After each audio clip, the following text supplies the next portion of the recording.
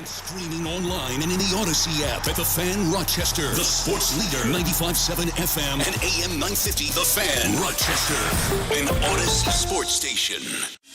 It's time to start the show and talk about the sports we saw. Inside jokes and takes from Danger and Battaglia. Bills and the Sabres and the Ambers.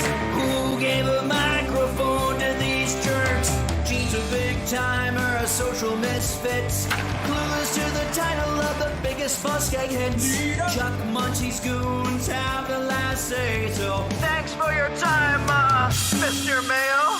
Danger likes his cold ones and he likes his bears. But this is Rochester, cute Francesa. Oh, who cares? He's critical of Sean, he's critical of Al. And of course he married Sandy, cause she's Italian.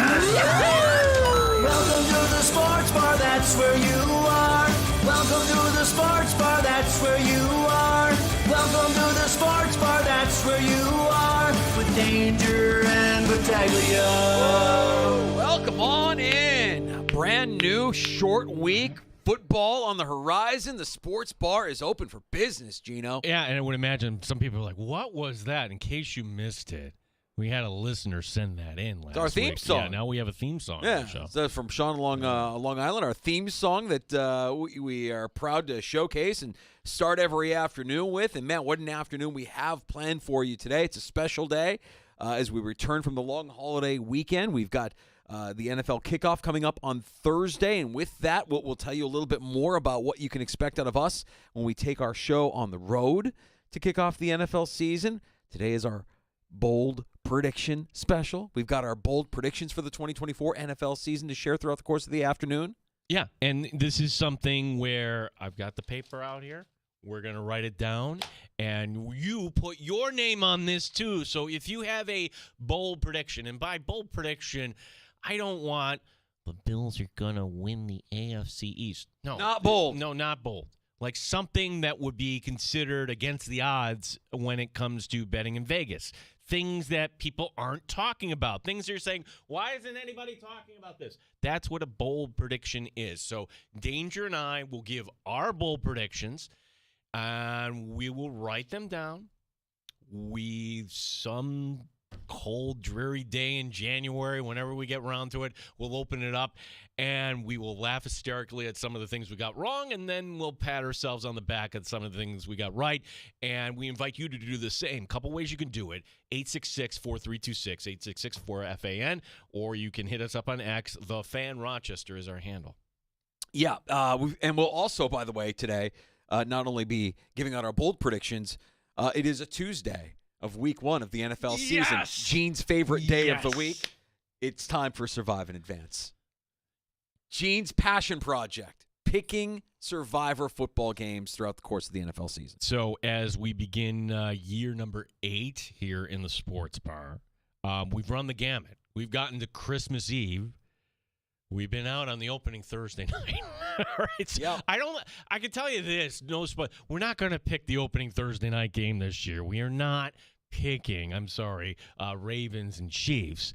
There are a few better options on the board. Yeah. We will review the rules, and this isn't anything we can win in 1 week. It's nothing you can win in September, but we want you along for the ride. And if you play Survivor football, use us as a resource every Tuesday at 4:05-ish, coming out of the top of the show open. We will give you our Survive in Advance winners so that you get it in time for your respective pool. Go ahead and paint with a broad brush. I mean, if you're going to play fantasy sports, use us as a resource. We're going to talk to one of our favorites coming up later on this afternoon.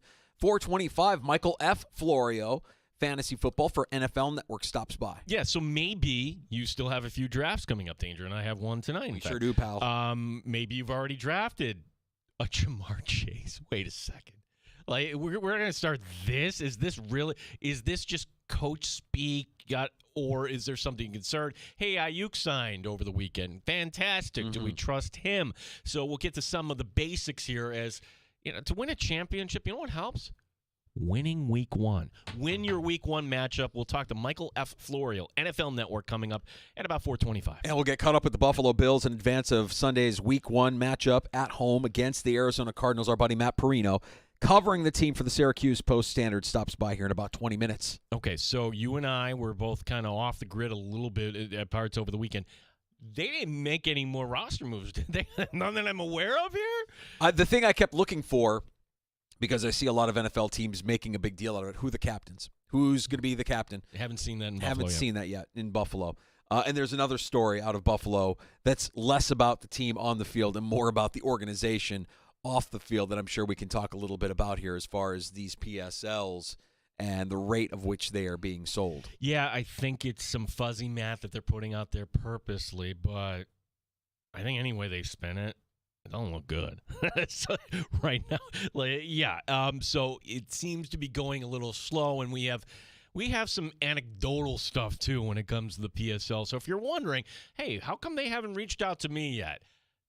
You're not a big enough whale. That's it. Yeah, it's only whale season, Yeah, right? yeah. Are you willing to pay the $20,000? Yeah. They're not going to waste their time talking to you or I No. if the price tag is 15, 20, 25 grand, whatever the cost might be. But we'll get to Matt Perino. He'll be stopping by. Did you have a good weekend? It was anniversary weekend for both of us. So your anniversary was far more exciting than mine, but more of a milestone, right? 25? Yeah, so 25 is tomorrow, and since, we've got high school football Friday. Priorities, Danger. Friday is high school football Friday. It is. And Saturday, we've got Fisher football as that thing's rolling up, and the Bills on Sunday. Went to Montreal. Never been up there. Dude, you would love it. Honestly, it's Toronto, but a lot cozier, if I gotta describe it. A lot older, too. Not as industrial, not as modern.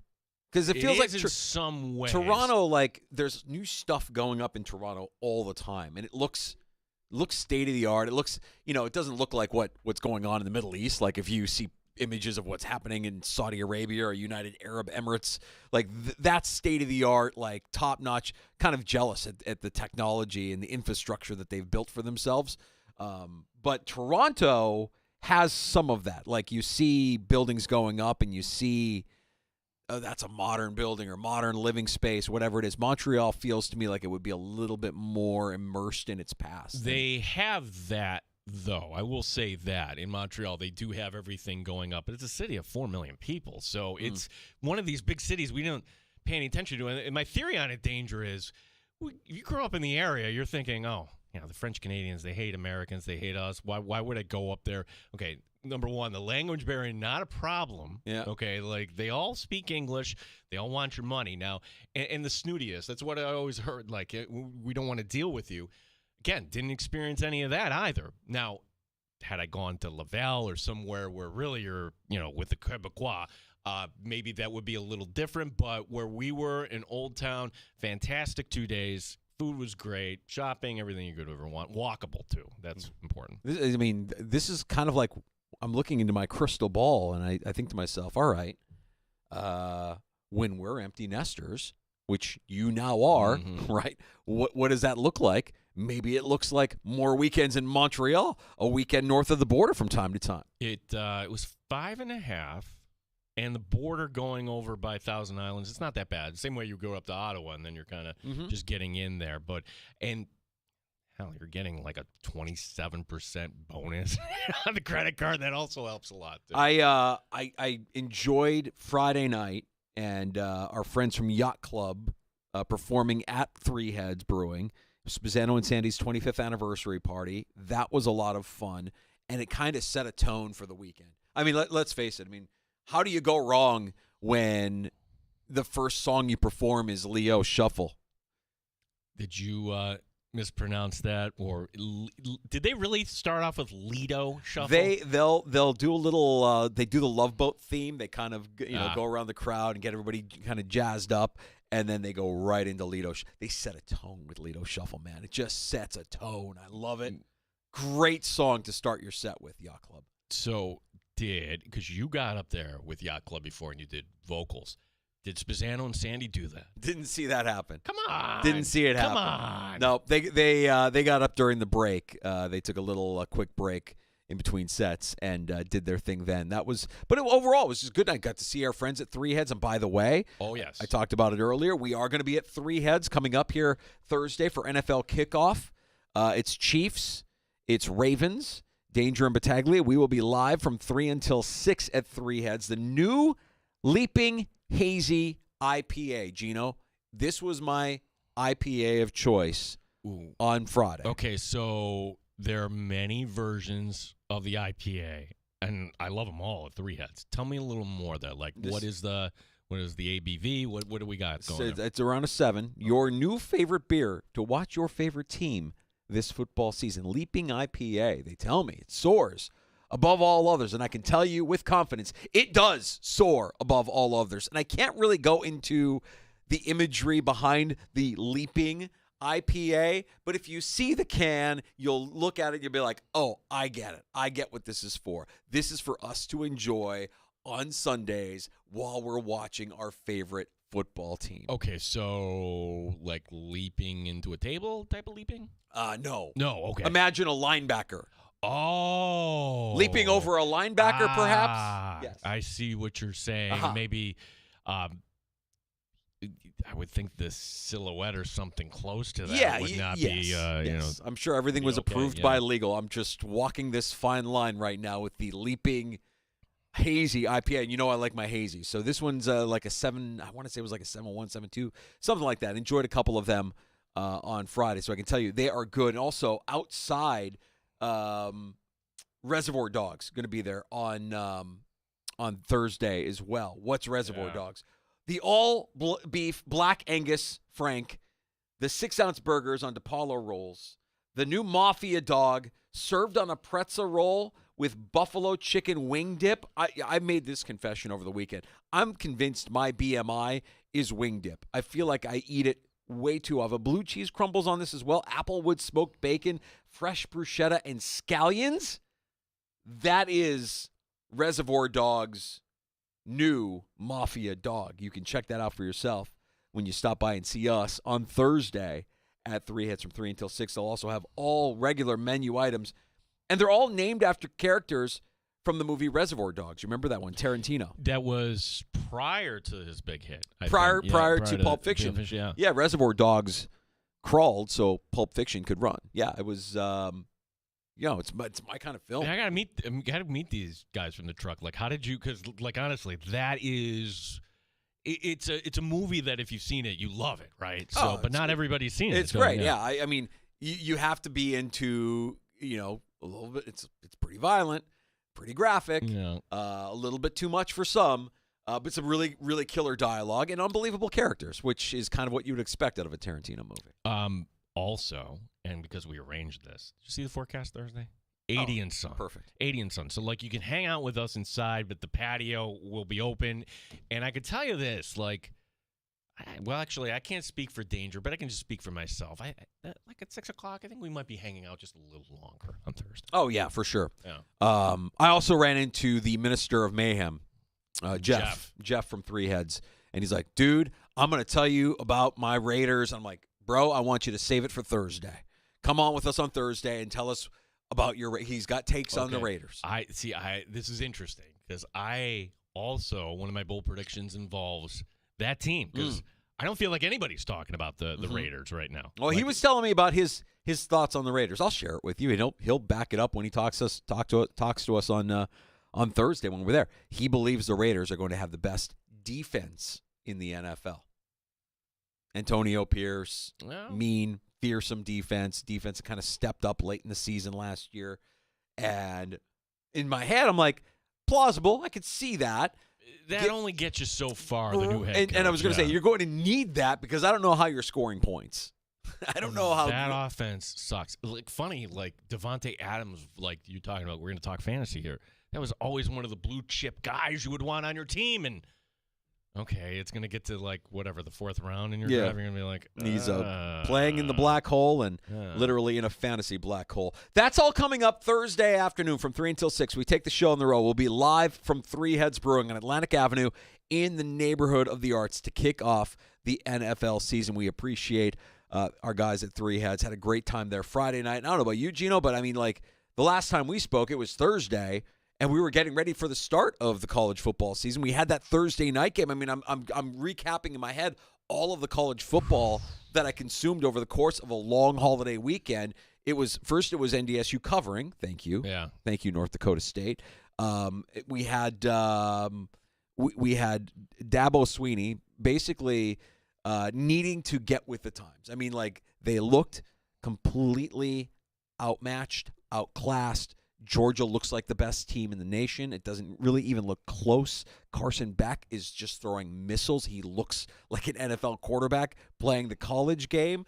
I loved what we saw out of Notre Dame. Congratulations. You're in the college football playoff with that win at College Station. The reason we say that is we pointed out last week. Look at their schedule. Yeah. Look at their schedule. You can lose to USC. You can lose to Stanford or somebody else. You're in with 2 losses. Congrats to Notre Dame. Is our favorite moment of the weekend? LSU choking down the stretch to USC? It's a great night to be a Tiger. I'm here with my family. I'm as funny as that was, and I say funny because we don't like Brian Kelly on this show. No. And Bill Ryder today on his show put it out there, and he's doing this almost like red meat. Like, who had the worst loss of the week? Was it Clemson? Okay, they're playing a team that should be playing for the national championship in Georgia. As bad as that was, not ready to write them off.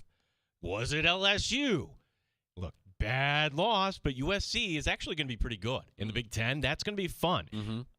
No, the answer, Mike Danger, is, and I say this, your Florida State Seminoles are now 0-2. Yeah, they are disjointed, man. They are not a good team. And it's, you watch that team and you see some of the individual players and you're like, these are good players. But what they have, or what they don't have, is a good quarterback. Iungalele is not good. Iungalele is not good. He didn't look like a pro quarterback. He didn't look like a college quarterback. He's a mess. I didn't like him at Clemson, and then quite honestly didn't pay attention to him out in Oregon. So these guys, you just had zero rhythm last night, and we're talking about a Florida State team that was going into last night still ranked 10th, even though they lost in Ireland to Georgia Tech. I think the ACC is up for grabs, short of Miami, who looked spectacular. Miami now is the team, and I think what is happening is you can't look at this through the Syracuse prism, meaning, my gosh, this is Syracuse year. Look at, okay, what do you think they're saying at Georgia Tech? What do you think they're saying at Boston College? I want to give credit to Bill O'Brien and to Boston College. They looked like a better team last night. It wasn't even close. They looked like a team that could beat anybody in the ACC on any given weekend. Just well coached. They looked well coached, where Florida State just looked disjointed, couldn't get into any sort of rhythm at all. And so Florida State, you can basically say they're done. They're not going to make the playoff. I'm sure they'll rise up and get wins. They're not going to go winless through the course of their ACC schedule. But yeah, when you see, with Syracuse, if I wanted to view it through the prism, I'd be like, yeah, Syracuse could be Florida State. But what's Syracuse doing farting around with Ohio? Like, I wanted to see them throttle Ohio. Yeah, like the headline is McCord throws for 4 touchdowns. Okay, the end result was just fine. Now they get Georgia Tech coming up, Danger. That's going to be Dwight Freeney, jersey retirement. You think that should get everybody all kind of fired up here at the Dome. I'm wondering, like, McCord, though, like, why wasn't Florida State in on that? Like, how did McCord actually end up in Syracuse? How much is he getting paid at Syracuse? Yeah, he looked well. He looked the part. Yeah. McCord had himself a nice afternoon. And yeah, if you're Syracuse and you want to be taken seriously, beat a ranked opponent at home. Beat Georgia Tech, who going into the week I believe ranked 25th. So lots to unpack. By the way, Brian Kelly was so mad he forgot his fake accent in the post-game press conference. And big shout out to the Aquafina water bottle that held its composure, didn't tip over when he slammed his fist on the table, just kind of did a quick jump. I mean, that water bottle could go as high as round 2 in the NFL draft. Been through a lot with Brian Kelly. It was a fun weekend of college football action. But now it's time to shift our gaze. We look to Thursday night. We look to this weekend, week 1. The NFL season is here. Yeah, just like every other year, a loss does not end your season in week one. However, and this is something we'll talk about with Matt Perino, when you consider what is coming up next on the Buffalo Bills schedule, short week down in Miami, tall order. Okay, Jacksonville, a team that was one win away from the playoffs last year, and then a brutal 3-game road trip. And it's not all in one road trip, but 3 games straight away from home. It's imperative the Bills win this week. And Arizona is one of these sneaky teams. Do we give our Bills predictions today with our bold predictions? Yes. Okay. I'm building mine in with the who is winning the division, who is. Now, if you listen to the show, I've already said, and I'm not moving off the mark here, and based on what we saw in the spring, the summer, and the preseason, although unsavory, it's like, well, they weren't really playing the starters on offense. I'm still sticking by my 10-7 record for the Buffalo Bills to win the AFC East, but I'll tell you how far I think they do get. I know there's some people who say, well, this will be the year they get to the Super Bowl. We're making Super Bowl predictions. We're making all of that today. It's our bold prediction special here in the Sports Bar, and we'll start sprinkling those out here through the course of the afternoon. But we got to get the latest from Matt Perino covering the Buffalo Bills for the Syracuse Post-Standard. Is there any movement? Are we going to hear about team captains at some point this week? I would imagine we're going to have to hear about it this week. We haven't heard about it yet where we've heard many teams roll out their team captains. Not that that's any sort of breaking news or anything of significance, but it's kind of nice to know going in who has been designated as your team leaders. Diggs is a captain down in Houston. Saw that. Yeah, which that is also Diggs, big feature story in GQ.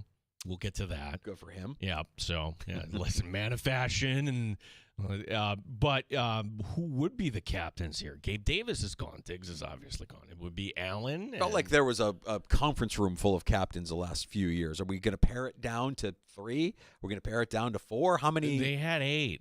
Yeah, 8. Like if you're going to point at the Dolphins, say 8. Well, yeah, kind of what they had in Buffalo too. Like you really need the Tyler Matakaviches, although he's no longer here. But right, but you need a special teams captain. That would be Mac Hollins for me. Josh, Mac Hollins, Terrell Bernard, Dawson Knox.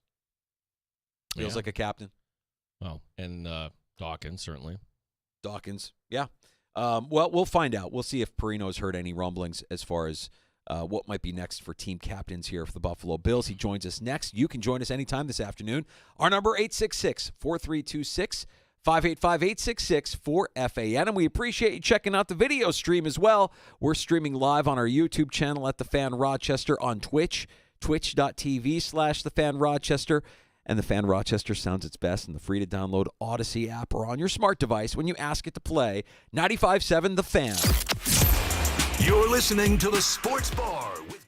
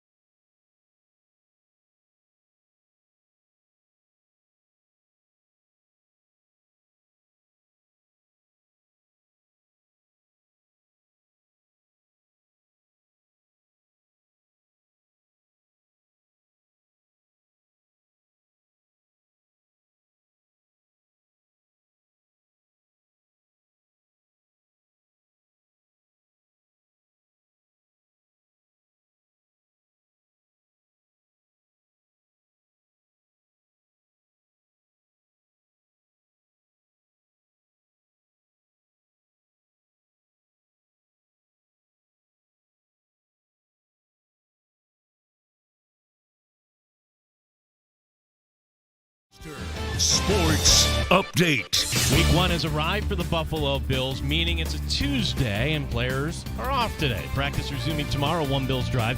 Head coach Sean McDermott to give us an update on those injuries. Chris Trapasso today on One Bills Live looking ahead to Sunday. Something like the Bills scoring over 30 points and allowing under 20 points. They should score more than 30 points in this game, and if they're able to hold a healthy Kyler Murray with Marvin Harrison Jr. and James Conner, kind of a sneaky good offense down the stretch to under 20 points, I think that would be a very successful Week 1 win for the Bills. We will get the thoughts of Matt Perino, Syracuse Post-Standard, and the Shout podcast coming up next year in the Sports Bar. Rochester Red Wings, they're off on a Tuesday. Worcester is the opponent tomorrow. All the action in the majors on the lights tonight. The Yankees continue their series in Texas. The Red Sox hosting the Mets. Gene Battaglia, the sports leader. The Fan, Rochester. Neat or on the rocks? It's the Sports Bar with Danger and Battaglia on the Sports Leader, 95.7 FM and AM 950 The Fan, Rochester. We go live to Orchard Park. Matt Perino covering the Buffalo Bills for the Syracuse Post-Standard as we get ready for Week 1 Sunday kickoff. The Cardinals coming into town. Buddy, let's start with injuries. How do we feel about the health of the Bills going into Sunday's kickoff against the Cards? Oh, it would help. Nope, he's up. Matt?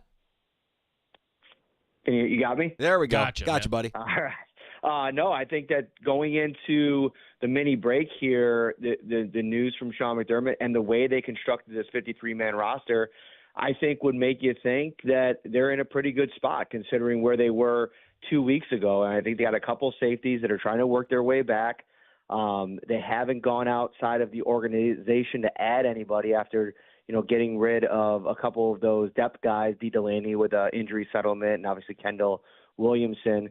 So I think that they're headed in a good direction. I think the biggest injury question that we'll have to answer this week is Mitch Trubisky, who was, working his way back from that knee injury, practiced right before the Bills took that little mini break there. Is he going to be healthy enough and sturdy enough to be the backup for the opener? If not, they went out and got Mike White, who's been on the, feed me as much as you possibly can in a little over a week to get ready for Week 1. That'll be a big question they have to answer here in the next couple of days. So, Matt, let's start with the offense here because I get the sense that this is true every preseason, but how much do we not know about this Bills offense, meaning, what we didn't see here in the preseason? There's a lot of people certainly that have their concerns about the Bills, whatever reason. But to me, Matt, I just don't think we got any kind of, feeling from what we saw there in those 3 preseason games. Yeah, I think that's by design, right? Like we didn't get a lot of Dalton Kincaid, which I think if you're preparing to – the Arizona Cardinals and you're that defensive coordinator preparing to defend against this offense, what is this thing going to look like? You can go back to last year. There's all that tape, right? But that was with Stephon Diggs still on this team, a completely different, mind frame that this offensive coordinator and Joe Brady was working through. So I think there's a little bit of an element of surprise. I still think they're going to want to be a physical team that's able to run the ball when they want to run the ball. And so I think that's going to mean a lot of James Cook. I think that's going to mean Ty Johnson, who's worked his way back into the role that he's in. And, I think coming out of this thing, I know you asked about the offense, but one of the things that I think is so interesting is that the Bills went out and traded for Brandon Codrington. They put out their depth chart today, and he's not even listed as a defensive back. He is only listed as that specialist returning kicks. And I think they're that excited about him to give up draft capital to get him on the roster to be able to give this offense good field position. To me, that's one of the key metrics that I'm going to be following over the course of the first 4 or 5 weeks is where is the Bills' average starting field position? Because I think as they kind of come into their own offensively, find an identity, they're going to want to give this offense as many short fields as possible or short a field as they can give them. And I think a lot of that's going to come down to the specialist and this exciting return man that they went out and traded for. Yeah, I'm going to ask you more about the defense as well, Matt, but since you brought up special teams, and I think the data from the preseason suggests that teams might be best served just kicking the ball out of the end zone and giving up the 30. Do you think teams will employ that, or do you think a guy like Codrington can actually give the Bills a bit of an advantage should he actually return any of these kicks? I don't know. I think there's a lot of hubris in some of these coaching rooms, and I think that there's going to be a lot of special teams coordinators that think that they have this thing figured out, and maybe it's not Arizona, and maybe it's not Miami in week 2. We'll see. But I do think that teams are going to want to try to, test out their special teams and see if they can pin people, back within the 20-yard line on the kick return. And there's been times especially if you find a way to kind of kick it. I was watching Bass and Sam Martin throughout the summer, like in the special teams portion, just working on that kickoff. And I'd imagine they just have Martin going through it but a lot of it is because you see the trajectory they're taking on the kick, and it almost reminds me of like in baseball, like a slider. Like they kick it almost down the middle of between the hashes, but it kind of tails off and goes toward the sideline. And I think the idea there is to make this as hard as possible on return men to return the ball, to field the ball. We saw a couple of times in the preseason where guys, I think it was even on Hard Knocks. I was watching it the other day in the Bills game when one of the Bears guys fumbled the ball. And I think that's what you're banking on. I was like, there's not a good transfer there. Being able to secure the football, you get down there and you pin a team back. I mean, especially at the beginning of a game, that's a huge possibility to create momentum for your team, especially if you're the Cardinals coming on the road, West Coast to East Coast against the Bills, who have been every season have been at the top of the AFC. So I think we're going to see some opportunities for these return men, but it's a great question, and we'll learn a lot about it in the first couple of weeks. Yeah, Matt Perino, Syracuse Post-Standard. I could ask about the defense, but I'm figuring maybe what the defense does here week 1, it's the opponent. This isn't an opponent that the Bills see. Let me be the first to point out to everybody that the last time these two teams played, they came up with a name for the play that beat the Buffalo Bills in that game. So it's been 4 years, a team you don't see very often. Arizona, what's the biggest concern for their offense? Is it the mobility of Kyler Murray, would you say? I mean, yes and no. I think it's the unknown of the mobility of Kyler Murray, because last year when he came back from the injury, he wasn't the same mobile Kyler that he was pre-injury. And I think a lot of that is just getting the athleticism back, like getting comfortable moving. And he is a good quarterback in the pocket that at times I think you almost want to limit the running, limit the injuries. But I think all bets are off. I think this is a huge year for Arizona. I think it's year 2 of Gannon. And I think they're going to come out and they have that shiny new toy and Marvin Harrison Jr. against the defense that, they're probably thinking, okay, look at all the turnover. No Micah Hyde, no Jordan Poyer, some questions about the front. Matt Milano is going to be out. Let's go at them and let's see if they're the defense that they've been under McDermott the last couple of years. So I think that's a little bit of the unknown. The weapons, I mean, a healthy James Conner is a problem. Getting them in week 1 means that, depending on what they get with their offensive line, I do think that that's a team that can do some things offensively. And then defensively against the Bills, that's a big piece of it. I think that they're probably on the in the bottom third of defenses in the league. We'll see if they can handle this Bills offense, which I think a lot of teams are going to be. Who do you key in on when you're game planning against this team? And if they're fully healthy, Curtis Samuel, I actually talked to him right before the break there, the mini break last week, and I asked him about his status with the turf toe and if he'd be good to go. And he kind of laughed. He's like, I'm going to be all right. And, I didn't give me a definitive, but he's trending in a really good direction. And I think this could be a big Curtis Samuel game too. I think a lot of these new pieces, especially on offense, have a chance to shine against an Arizona team, to your point, that they don't play very often. Matt, you mentioned no Matt Milano, and maybe that's something that they can exploit, Arizona can exploit offensively. I'm curious as to Dorian Williams and what we could see. Can we see the same kind of trajectory with Dorian Williams that we saw last year with Terrell Bernard, kind of an unknown going into the season who ends up being a very pleasant surprise? And then also heading into this weekend, you mentioned no Micah Hyde, no Jordan Poyer. It's Taylor Rapp and DeMar Hamlin, I think, is probably going to be where they start. If that hamstring is at or close to 100%, I mean, I just think throwing out Mike Edwards at this point, unless you're just super confident in his mental reps and the reps that he's going to get in practice this week, I think you'd go to DeMar Hamlin and see how it goes and then maybe pivot, just because he knows the defense. And one of the most important pieces with that position over the years, we've talked to Sean about it. Like Jordan Poyer and Micah Hyde knew this thing like the back of their hand. Tyler Rapp's going into year 2. He had 4 starts last year. DeMar Hamlin had 15 starts a couple of years ago. He's got more experience than any of these safeties in this defense specifically. Throw Cam Lewis into the mix too. He obviously plays a little bit more slot corner as well.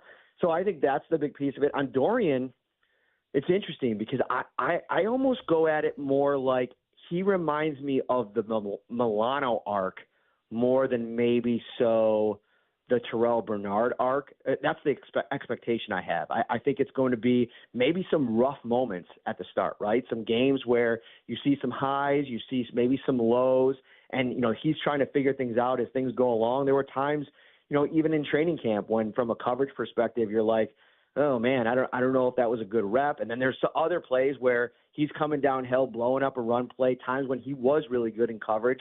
So I think it's just going to be like, figuring things out on the fly. I think what Terrell Bernard did last year is tough to put on any young player. I mean, it's almost unprecedented, the kind of success that he had as a third-round rookie getting vaulted into a starting role like that, especially to call the defense. So I'm bullish on Dorian Williams. I think he's got a chance to do some good things. They have a lot of depth there, too, though. I mean, you think about Nicholas Morrow, even a guy like Balin Spector, who, of course, every time you turn around, it seems like he's hurt.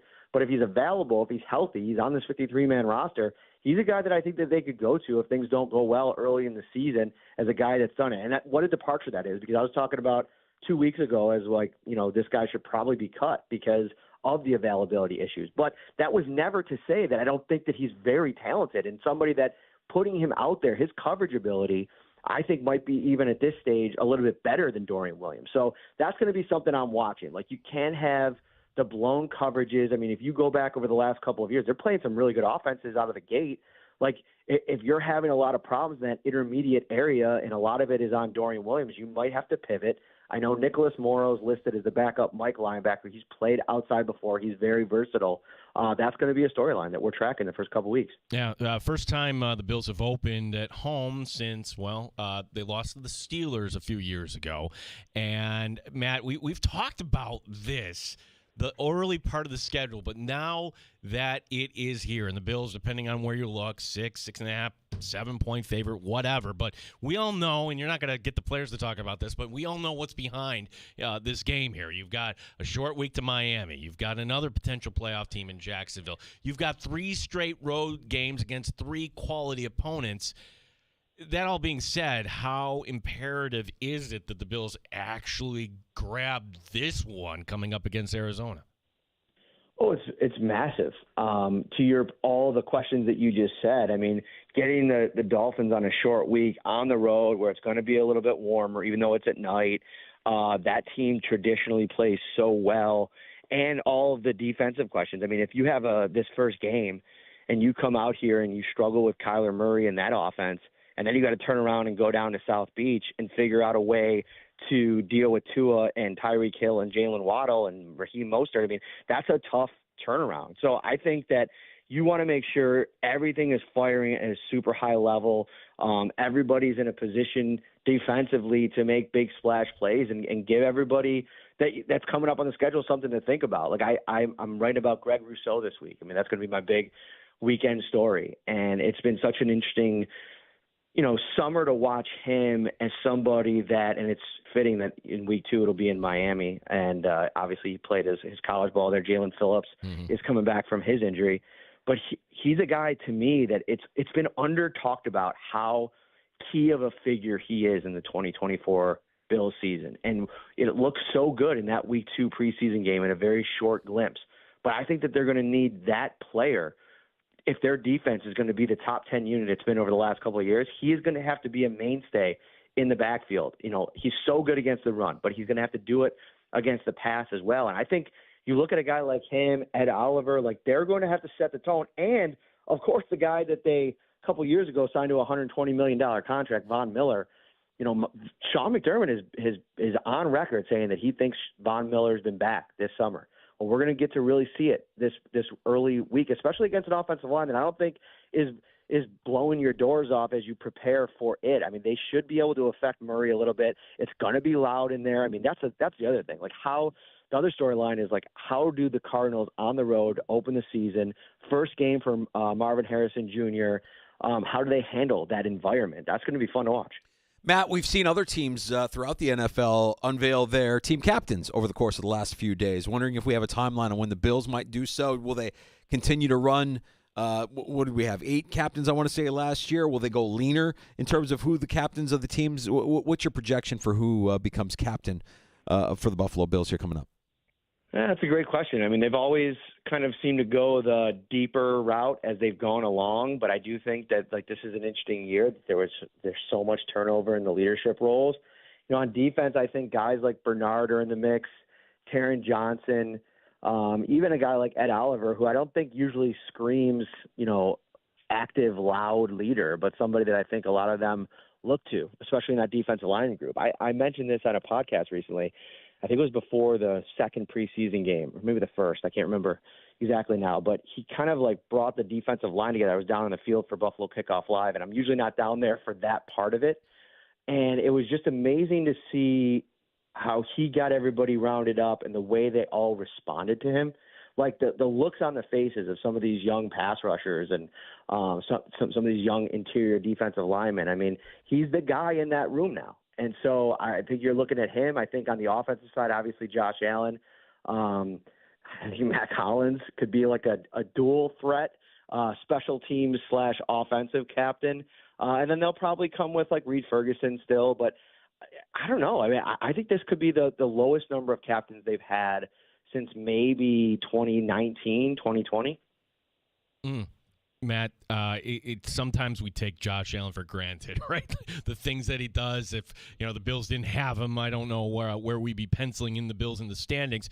Here's my question. It's not necessarily an MVP question, and I'm just looking at the odds right now. I think it's kind of silly that C.J. Stroud is at plus 800 while Josh Allen's at plus 900. But if the Bills get that sort of season out of Josh Allen, like, what – from what you've seen here, going from the spring to the summer to a little bit of the preseason, your thoughts on Allen, and can he even improve his game here in 2024? Oh, yeah, definitely. I mean, I think that, you know, he's got the kind of gauntlet of teams that he's got to run through that if he puts up similar numbers to a year ago, I don't know how you deny him, especially taking Stephon Diggs. Like, even though Diggs down the stretch was really a non-factor most of the time, I still think that the cachet that he brings, the reputation that he has, you know, builds into some of the evaluation. And I think now when you look across this offense, there's some good young players, but there's not the household name. So I think if you're Josh Allen and you go out there and you lead the Bills to another AFC East title, you're in the contention, you know, among those top teams in the AFC, and there's not like a runaway. See, that was the big problem last year, is like I felt like people more voted for the Ravens than they did vote for Lamar Jackson. And he had a good year, but it's funny. I was listening to a podcast today, Bill Barnwell, and he had on Dominique Foxworth and Mina Kimes, and Foxworth was talking about the Ravens and how he thinks that they're the best team in the league. And I hear a lot of people say that, and I'm just like, I just don't see it. I think that they have a great roster. I think that they are a very good regular season team, but they're not a team that, like, when you get into the postseason with Lamar Jackson's checkered playoff history, that I'm having a lot of confidence in. And if you even put Lamar's numbers next to Allen's last year, and I know this probably sounds like a homer take, I just think Allen outplayed him in so many dramatic ways. And I still thought that Lamar Jackson had a good season. I just didn't think he was the most valuable player. I think that the roster on paper was really good as opposed to what Josh Allen was dealing with. So I think now more than ever, with Diggs out of the picture, his case will be stronger if he has that kind of year again. Matt, you're closer to the blast zone than we are in Rochester, and I'm curious to know, as somebody who's in Buffalo, who's around the team, absorbs all things Bills media. I mean, we bring you on to talk about the players and the plays and the games and the matchups, but how big of a story is this PSL story that the team has only sold just over 3,600 up to this point here with the stadium opening up in 2026?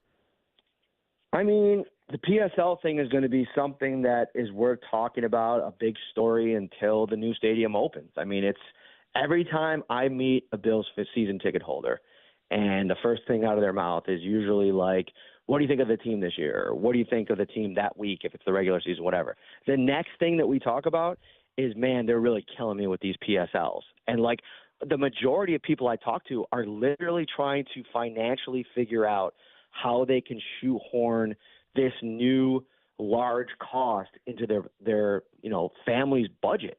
I mean, that's a huge deal. Like, when you're thinking about, can I be a season ticket holder? I mean, from year to year, you're thinking about, okay, it's like a what? $1,500 to $3,000 investment, depending on how good your seats are. At times, I don't have the exact numbers in front of my face, but now you're not only talking about a ticket license where you just have to pay to play. Now you're actually talking about that on top of what is going to be the raised cost of the season tickets themselves. So this is going to continue to be a problem. It's going to continue to be a story. It's going to be something that, and I say problem because there is a certain percentage of the fan base that is financially dealing with the ramifications of this for them personally, and whether or not this is even possible. Like, that's the other thing. Like, sometimes, you're so well off, or you're well off enough that you can figure out a way to move some money around and figure something out. But for some people, that's a luxury they don't have. So that's a real challenge. And if you feel like you've been, like, you haven't been heard, or that you're the portion of the fan base that, it's not that big a deal, or we'll move on without you, that's a painful thing to deal with and stress about, especially like if you're a parent and you take your kid, or you're a person that takes another family member. It's part of your tradition.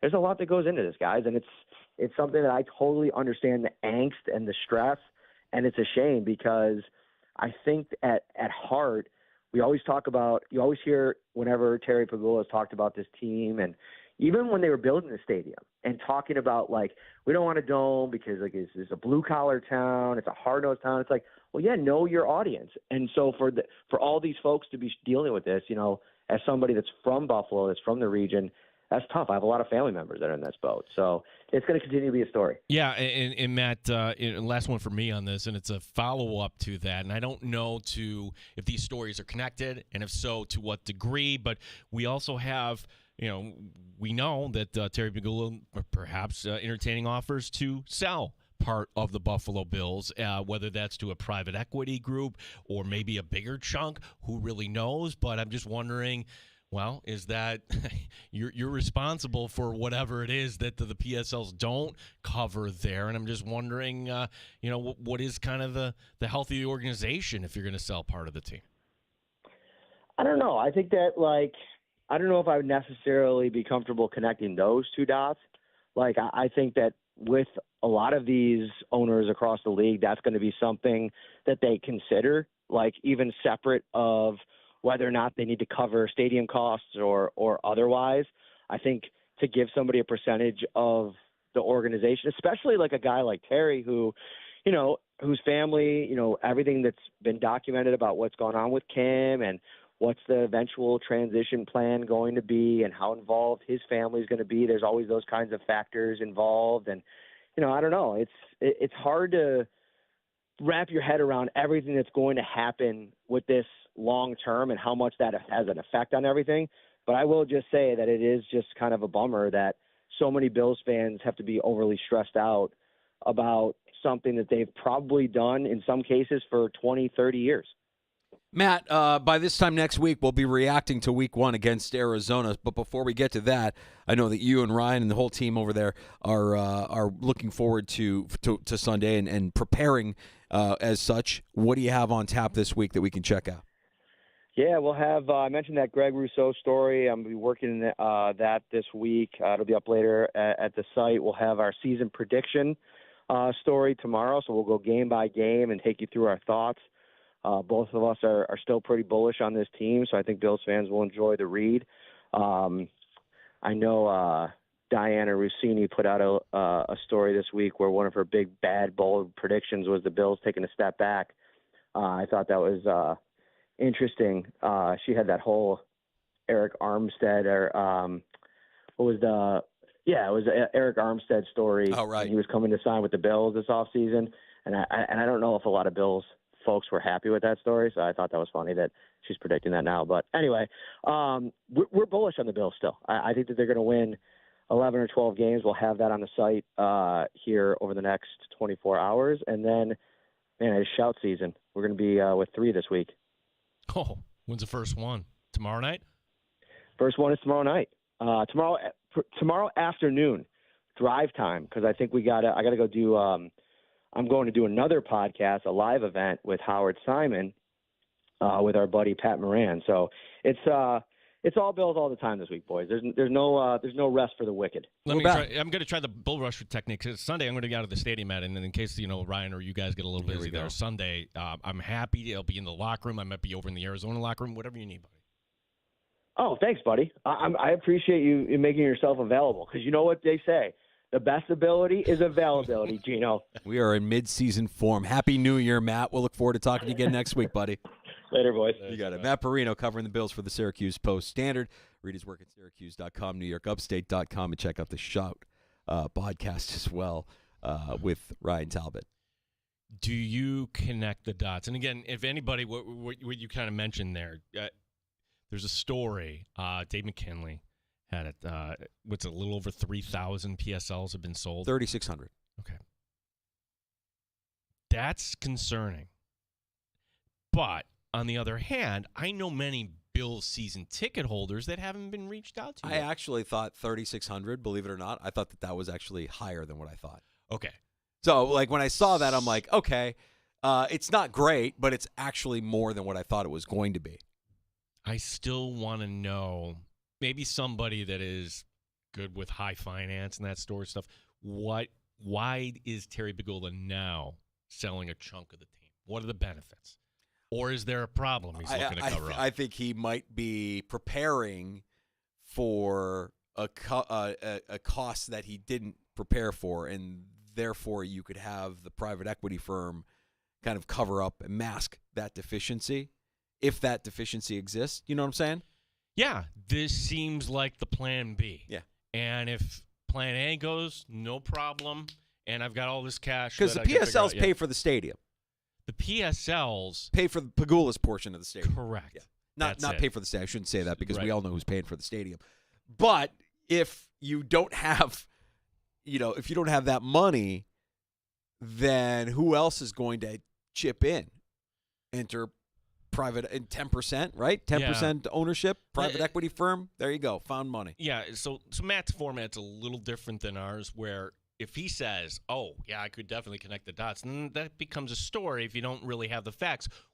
I'm just wondering, can you connect the dots? And if I'm just wondering, yeah, I'm going to connect the dots in my brain. That's exactly what's going on. Yeah. That's exactly what's going on. That's exactly why he threw it out there. Hey, anybody interested in this? Just in case. Just in case. Like a quick story, too. So we have a contact, Danger, that had an appointment and decided, all right, the Bills have been, hey, you got to come. Now, so if you're not familiar with the PSLs, they're starting with all the high-end seats. They've been going through that. Finally, a friend of ours got tapped, and they've been pushing it off. You can't do this online. You can't do it over the phone. You actually have to get in your car, which for in Rochester, that's not really convenient. Go to Buffalo, okay, and do this during a business day. And our friend was like, all right, I'll do it the Friday before Labor Day weekend. It'll be a slow day. Well, guess what? It's a family guy. All of a sudden, it wasn't slow. So he had to cancel the appointment and said, well, all right, we'll figure something out. Doesn't he get a call back on Labor Day? Yeah. Wait, Labor Day, a holiday. Uh-huh. Okay, does that not smell of desperation? Mm-hmm. Because only one thing counts in this life. Get them to sign on the line which is dotted. You're going to get sick of Glengarry Glen Ross by the time the stadium is built. Right. And a friend played me the voicemail. Legally, we can't play the voicemail. No, right? but we can tell you what the voicemail's contents were. Yeah, exactly. How things are selling at a rapid pace. That was literally the ticket. Really? Rapid pace. Mm-hmm. Oh. Wow. Yeah, we've sold a whole 3,600 of these. Wow. Yeah. I think the audacity of calling on a holiday says all you need to know. It's Labor Day, but we're not letting up. We're going to come after you on Labor Day. Why not call us Leave Sunday? me the hell alone, man. It's Labor Day. Don't call me for anything on Labor Day. We all live busy lives and the time you get on a long weekend. And whenever work intrudes, whether that's an email, a phone call, anything, that's just going to rub you the wrong way. So to me, that's bad business by the Buffalo Bills. Bugging people on a holiday. Not great. Coming up next in the sports bar. Mentioned Happy New Year. Gene's excited. You can hear him. You can hear him. It's time. It's time for Gene's Survive and Advance Week 1 Survivor Football Pick. We'll start to roll out some of our bold predictions for the 2024 season. And we'll be joined by NFL Network's Michael F. Florio. We'll talk some fantasy football with F before 5 o'clock and happy hour. All on the way in the sports bar. Danger and Battaglia on the Fan.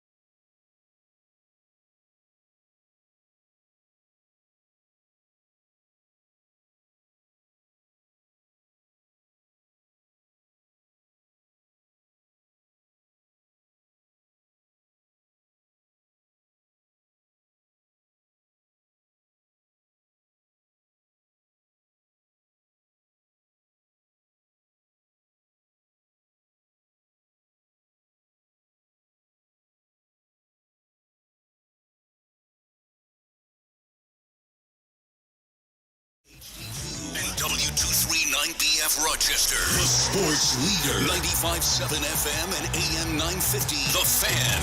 Rochester. An Odyssey sports station. The Fan Rochester. Sports update. The work for week one begins tomorrow for the Buffalo Bills. Players off today. Practice resuming on Wednesday. One Bills drive. We're expecting to get an injury update from head coach Sean McDermott. Chris Brown today on One Bills Live on what offensive coordinator Joe Brady will be looking to do. I could see him leaning on the run game early, hoping to gain some traction there, and then kind of mixing in the pass game as the thing wears on. And, hopefully he can have some sustained drives, maybe wear that defense out a little bit. But, we should not forget, over those last 7 games of the regular season when Brady was the coordinator, the Bills were 52% run. We will talk some fantasy coming up later this hour. Michael F. Florio, NFL Network, joining us. Wings are off tonight. Worcester back here tomorrow night. All the action in the majors on the lights tonight. The Yankees in Texas. The Red Sox host the Mets. Leon Draisaitl, 8 years, $112 million.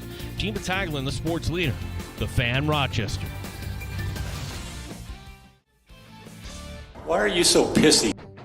The Sports Bar with Danger and Battaglia. It is game week. Man, have we waited for this. It is finally here. Game week, people. It is no longer summer. We are in full-blown football season, elite season. Week 1 NFL football. Touchdown, Josh Allen!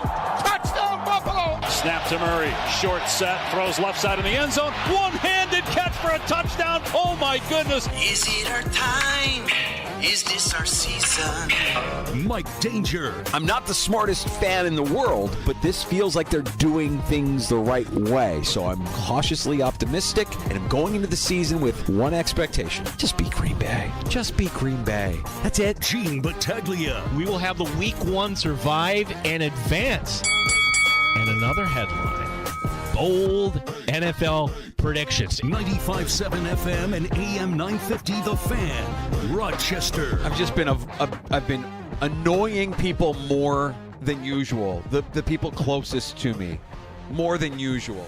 Because, I don't know, for the last week, certainly all weekend, in my head, I really, the dogs barking in my head took a back seat to that beat from the Zombies time of the season. Yeah. Dun, dun, dun, the Bears. Dun, dun, dun, the Bears. And now I've got this parody of the Schwartzkys that, like, I'm losing my mind. I'm ready for football this weekend. You're ready. All right. So ready. Bowl predictions coming up later where we'll give our Super Bowl picks. We invite your bowl predictions too. And look, we'll keep giving bowl predictions all the way. I would expose up to kickoff coming up Thursday night, Ravens and Chiefs. And before we get to our survive and advance pick here for week 1, Danger, speaking of Thursday, if we're going to kick off the season, we're going to do it big here in the Sports Bar. That's right. Three Heads Brewing. We're going to be live from 3 until 6. They'll have the brand new Leaping Hazy IPA, which is your new favorite beer to watch your favorite team this upcoming football season. Leaping IPA soars above all others. And don't forget, while you're there as well, Reservoir Dogs are going to be there. Reservoir Dogs serving their all-beef Black Angus Franks and 6-ounce burgers, all their menu items named after characters from the Reservoir Dogs movie, and the new Mafia Dog served on a pretzel roll with buffalo chicken wing dip, blue cheese crumbles, applewood smoked bacon, fresh bruschetta, and scallions. Are you kidding me? Are you kidding me with that? So we're going to eat, we're going to drink, we're going to kick off the NFL season. Coming up this Thursday, we will be at 3 Heads Brewing on Atlantic Avenue in the neighborhood of the Arts Sports Bar live. We'll look forward to seeing you there. The Leaping Hazy IPA. You had one, right? It was my drink of choice, my preferred beverage of choice Friday when we were celebrating Spezzano and Sandy's 25th anniversary there at 3 Heads. And by the way, Yacht Rock John, quick to point out, Spezzano did get on stage and do some singing on Friday night. Okay. I did not. Spezzano did. I just documented Lido shuffled a way to set a tone, boys. As always, just a great night, a great venue, and a great place, great partners in 3 Heads Brewing. Can't wait to see you all out to kick off the football season this Thursday afternoon from 3 until 6. We can share a cold one and maybe a win or two. Well, we have RSVPs here. So the Gordon family's coming. Great. They're coming by. Monica and Joey. And we also how do I read this? This is a little self-deprecating. Self-deprecation's okay. I just said the dogs barking in my head have taken a back seat to a parody song that isn't even that good. I'm going to read this, and I said to this listener, hey, I would buy him a beer if I ever saw him, and he's cashing in via Facebook. By the way, Facebook, thanks to Bo for pointing this out. We don't really kind of check it, but if you do, I'm not big-timing you if we don't get to it. We just saw this, ironically. Hey, guys, this is Big Time Brian. I'm one of the many who was big time by Gene. We talked about it a couple weeks ago on your show. I plan on stopping by Thursday to receive my condolence beer from Gene and absorb some sports bar camaraderie. I also have a Survivor football pool story that I would love to share with you guys. Hopefully I won't get big timed again by Gene. Love the show. He's the best. So this was the story where our engineer, we got to bring Derek back in here too at some point. Pizza Dude was talking, and Pizza Dude is our engineer, and Brian is somebody who also works kind of in the similar field. Does not work for us, but was doing some work on the building. And Brian told Pizza Dude this story where it's a Fisher basketball game, and he listens to the show. He sees me calling the game and comes up to me, and I just give him a stiff arm, and I shoo him away. You did like the wave, like, no. And, Brian's wife said, well, how'd it go? Did you meet Gene? No, he shooed me away. He shushed me. He shushed me. It's like I'm a toddler. Shush. I have never felt more. Brian, I feel terrible about this because I vaguely remember this. Do you really feel terrible? Because I responded to his message just now. Did you? You're big timing him again. But that's not his message, dude. This is like from Bo. I didn't get it. Oh, no, you don't have Facebook. No, You're not on Messenger. No, I understand. No, Maybe I have that access that you don't Gotcha. have. But I did respond to his message. And Brian, you can call us anytime, dude. And in fact, you're all welcome to join us anytime at 866-4326, 585-866-4FAN. And Brian, yes, we will make right. We will make it right Thursday. You come out to Three Heads. We'll make sure that we get you one of those Leaping Hazy IPAs. They are delicious. And they're sure to be your new favorite here for the upcoming football season. Gino, you've been waiting. You've been waiting a long time. Have I been waiting since August? Have I been waiting since this spring? I've been waiting since last November for this moment. Mm-hmm. This is the redemption tour, is it not? This is it. Yes, fire up that music. We are back, and we are better than ever here in the sports bar. We are back. Yeah. We have done this since year one of the sports bar, and there's been the 1 year we made it to Christmas Eve, and then the 1 year where Mike Danger, I didn't know this until recently, still saved the damn tape about the Kansas City boring Chiefs. The beige Impala of NFL quarterbacks known as Alex Smith. Survivor football, if you're not familiar with it, you get to pick one winner per week. And if you pick that one game correctly, you move on to the next week. Aha. But most pools, you can't use that same team again in the pool. So choose wisely. Oh, by the way, unless there's some sort of buyback, you're done. That's it. The end. Then you got to wait another year. It's a tough pool. It sounds easy. It really isn't. Particularly in week one, Danger. We make all these assumptions. And I got to guarantee you one thing. There will be some game, week one, where I'm like, wow, we should have saw that, nod our head. Well, that's a game we want to avoid, right? Mm-hmm. How do we identify that? Well, years ago, I came up with this system, and by and large, the system, it works. It won me a pool, and we're here just to be kind of a resource to you. And the rules are very simple here that I'm trying to pick. It's just the process of elimination. Here, especially in week one, we don't want a road team. We don't want to pick a divisional game. That's very important. Mind you, there's an obvious rule I never put down. Don't pick an underdog. Okay, in 8 years, we've never picked an underdog. Right. Maybe at some point we'll have to, but no. It's funny, but Vegas knows. Yes. Vegas knows. And the Vegas line is our guide, but don't take the small favor. We're looking for something more than 5 points. This next one is very important. Actually, the next two. No savers. Savers are losers. If you think Buffalo is your best bet, well, I'd really like to save them for when they play Tennessee in October. No! Don't worry about that. The league will look much different come week 7, week 8. We're only worried about week 1. Savers are losers. Hedgers are losers. By definition, when you hedge, you are losing. One pool, one pick. That's it. Now, Gene, I enjoy setting my money on fire, so maybe I want multiple picks in one pool. You are not focused, my friend. Oh, is that the problem? Grasshopper, focused. Then you're One just kind of pick. like, I like this. Picks, rule number 6. This one's a little tougher to identify. Bad defenses equal bad plays. We can make assumptions right now who has bad defenses, but it works the other way too. Like if you have a really good defense, don't go against that team. That team can rise up at any point. Number 7, avoid the team that's playing at home for the second consecutive week. We don't have that problem to worry about. Rule number 8, no shame in picking against the bad team week after week. Hey, we could have some really bad teams, and we might be following that pattern. No shame in that whatsoever. And rule number 9, Danger, no kill shot.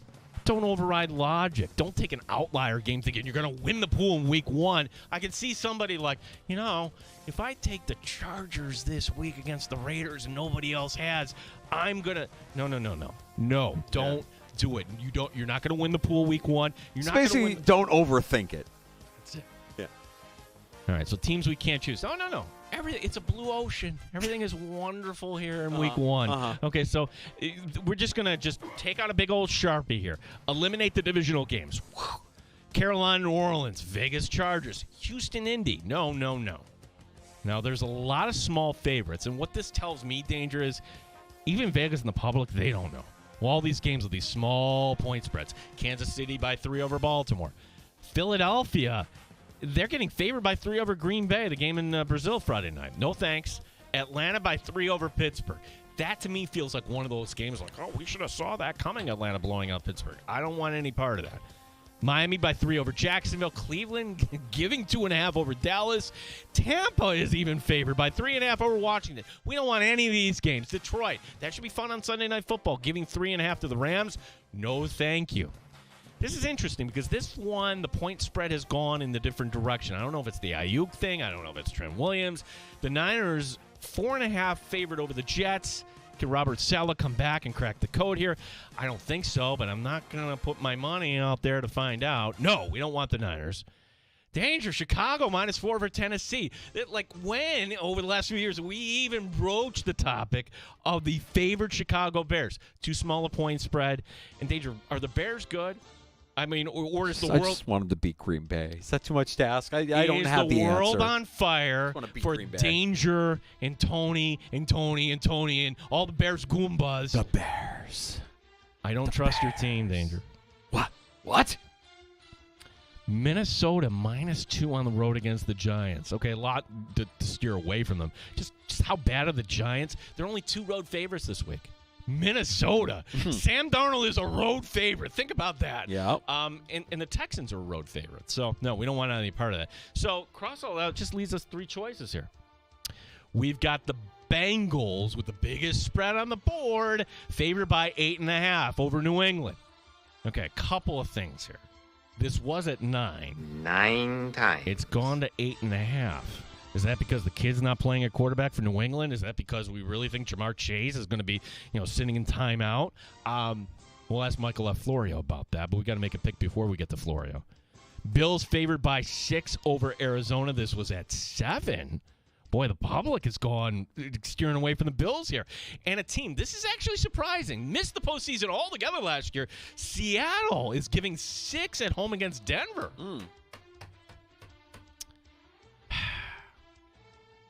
What do we think of Bo Nix? Great unknown.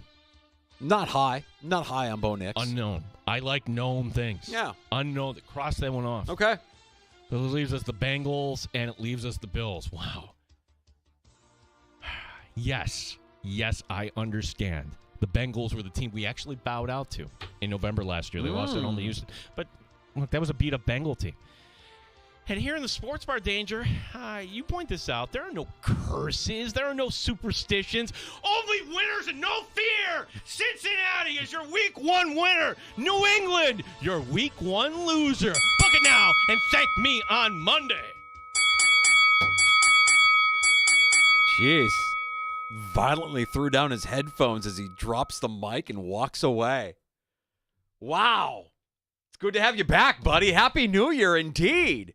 You have to have conviction with your pick. I feel so comfortable about this pick. Now we go to our resident New England expert. Before we check in with Pizza Dude on the state of the Patriots, just a quick stat, and I want to go back to point 6 you made when we're making rules for making these picks. Rule 6, bad defenses equal bad plays. I don't think you know the answer to this question. Do you know where Cincinnati's defense finished last season? Well, not top half. 28th. Not saying that your pick is wrong. Not saying it's a bad pick. It's my pick too. I'm riding with you on this one, Gino. Yeah. You're riding with me. Okay. Yeah. I'm not overthinking it week 1. This is clearly the most lopsided game. I have no faith in Jacoby Brissett, but the Bengals defense last season, not great. Lou Anarumo, good defensive coordinator. That defense last year, not great. Not great. Not great. 28th last year. Derek the Pizza Dude in the sports bar, our resident Patriot fan. Do you agree with the pick? Oh, wholeheartedly. I agree with that pick. You don't have to put me on camera, Gino. I wholeheartedly agree with that pick. Huge Patriots fan, have been my whole life. I am selling on the Patriots this year. I want another top 5 pick. I want a couple wins against some people that I dislike, but I couldn't care less. I want them to be bad this year to rebuild. I like the changes they've made so far. I want them to be bad, and just to show. So I'm I'm also in a Survivor League. Okay. This is with a former 89.1 The Point alumni, like Sandy is. There are. I'm going to scroll for Gene here. Look at all of the people taking the Bengals in this league. This is a big money league. It's $75. Oh boy. To get in. Entertainment purposes only. Go ahead there. Yeah, entertainment purposes. As you can see, Bengals. That's your pick. That's my pick, That's Bengals. your pick. Okay. I will pick against the Patriots all season long. You know what feels good to say if you're a Bills fan who hates the Patriots, like I know so many do. It's become a poverty franchise. They are busted and broken, man. And trading Matthew Judon, arguably your best player, before the season just says, we're not really trying this year. This isn't about winning this year. This is about getting another top 5 pick. That offensive line isn't good. You haven't been able to fix the offensive line to a point where you could feel comfortable starting Drake May. You're going to throw Jacoby Brissett out to the Wolves. It could get ugly. Unless they get Dante Scarnecchia out of retirement, that offensive line is not going to get fixed anytime soon. There's a name. Forgot about Dante Scarnecchia. The only other thing I can concern is, I'll say this. From the Bills' standpoint, like, hey, you got to get that one over Arizona. For the Bengals in that division, like at the Chiefs week 2. Yeah. You need that one. You got to get it. You got to get that one. But you can't. Is that a look-ahead spot, too? There's other factors in play here. Like, are they just going to try to flick New England off their shoulder and only think about what week 2 has in store for them with Kansas City? I don't think there's ever been a bad team that has knocked this out. Like in retrospect, all right, Houston last year they were starting up and they were good. They Patriots got are us. a bad team. They're a bad team. Yeah, they are. We can. All right, Derek. I feel much better about my pick. Thanks, Derek. All I gotta say is I want the Bengals to treat the Patriots like Alabama treats the random FCS school that they play every week too. See you at the draft tonight, where you're picking 12th. You're on the turn. Yeah, back-to-back picks for see you at the Radio Geeks draft. That's Derek the Pizza Dude, our director of technical operations. We got to move quickly here because Michael F. Florio is standing by. Talk some fantasy football with F from NFL Network next on The Fan. You're listening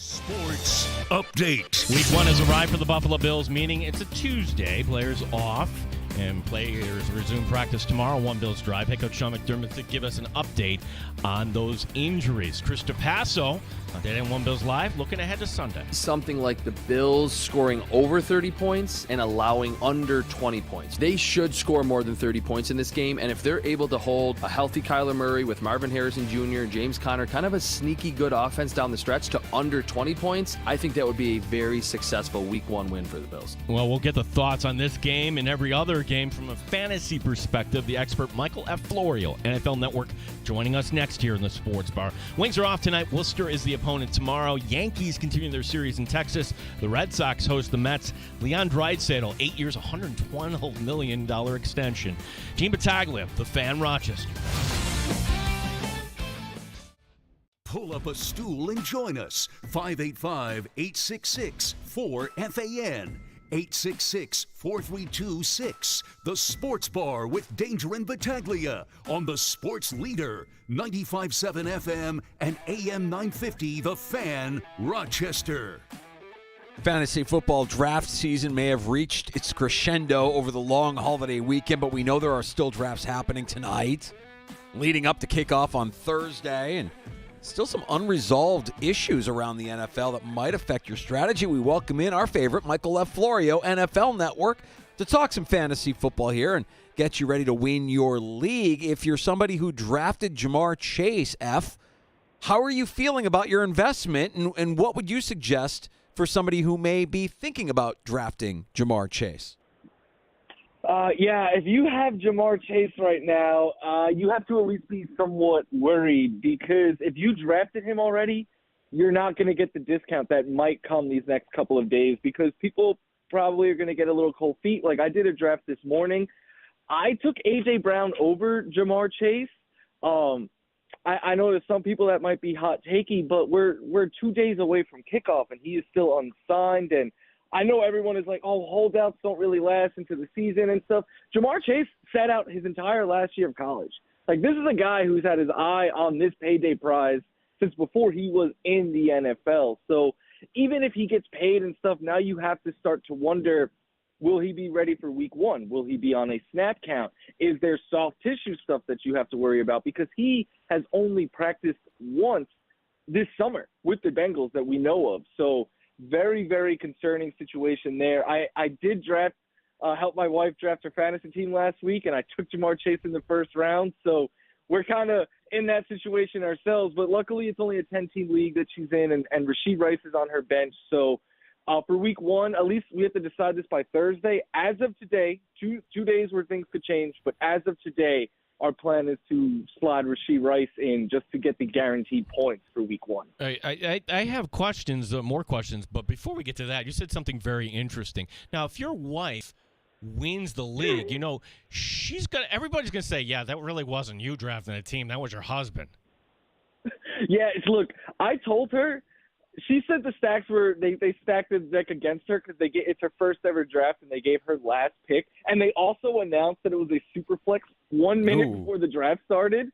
So that I needed to help her out, but yeah, no, she doesn't care how it comes. She just wants to win by any means necessary. Wow, and you mentioned Superflex. Gino and I are drafting tonight in our work league here, our home league, and it's a Superflex as well. So I'm curious about strategy when you're in a Superflex league, when you can plug in a quarterback into that flex position. Do you go into that thinking, you know what, I'm going to try and maximize and get the running and passing quarterbacks? Could you go into a Superflex draft thinking to yourself, it's likely that you could get an Anthony Richardson and also a Jaden Daniels and pair them together? Would you be set if that was your strategy going into a Superflex? You would be set. It's not. Look, Superflex is, in my opinion, it's my favorite format, and it is also the one that I have the most success in and year out. I play in a good amount of Superflex leagues, and what I always do in those formats is I take a running quarterback, like you said, in round 1, safe floor, high upside type guys. Depending on what pick you get, it'll determine what quarterback you get. But then I don't double down on quarterback right away because other positions are getting pushed down the board now. Some people are taking 2 through the first 2 rounds, almost every single team will have at least one quarterback. So I like to go out and still get an elite wide receiver or two, that maybe that 3rd-round pick, depending on the better value between running back and wide receiver. And then in like the 4th round is where I'll start to look back at quarterbacks. And what I like to do is kind of take a flyer on 2 different players. Now, you could either go like a safe option, someone like a Jared Goff or Tua Tagovailoa, even if you wait a little bit longer, like Kirk Cousins, Aaron Rodgers. But there's a lot of upside options as well. Like Will Levis is my favorite this year, but I believe Geno Smith brings upside. And then a lot of these younger quarterbacks that are being overlooked that can run better than they get credit for. So I like to get like 2 of those, because if one of them hits, the QB2s are all so close once you get outside the top 12 or 13 quarterbacks. So to me, I'd rather, I had the last guy in a tier, but I can have an elite wide receiver or running back in the round before it. That's usually the way that I like to play out my Superflex league. Michael F. Florio, NFL Network, as there's another issue. Well, since we last talked, Michael, Brandon Ayuk signed. Yay. He was not a holding, correct? Where at least you had Chase kind of around the team, and maybe they would have an idea what his physical, what is your trust level now that, and not only for Ayuk, but the left tackle is back there as well. Is everybody just going to be good to go there in San Francisco, or what is your level of concern, if any? I personally don't have a whole lot of concern when it comes to those guys. They all know the offense so well. They've been there for years. They have the chemistry with the quarterback. It's not like anything has changed in that situation at all. So if it was maybe a different team that's not as high-powered and not as proven and everything, with one of the best play-calling head coaches in the league, maybe I'd be a little worried.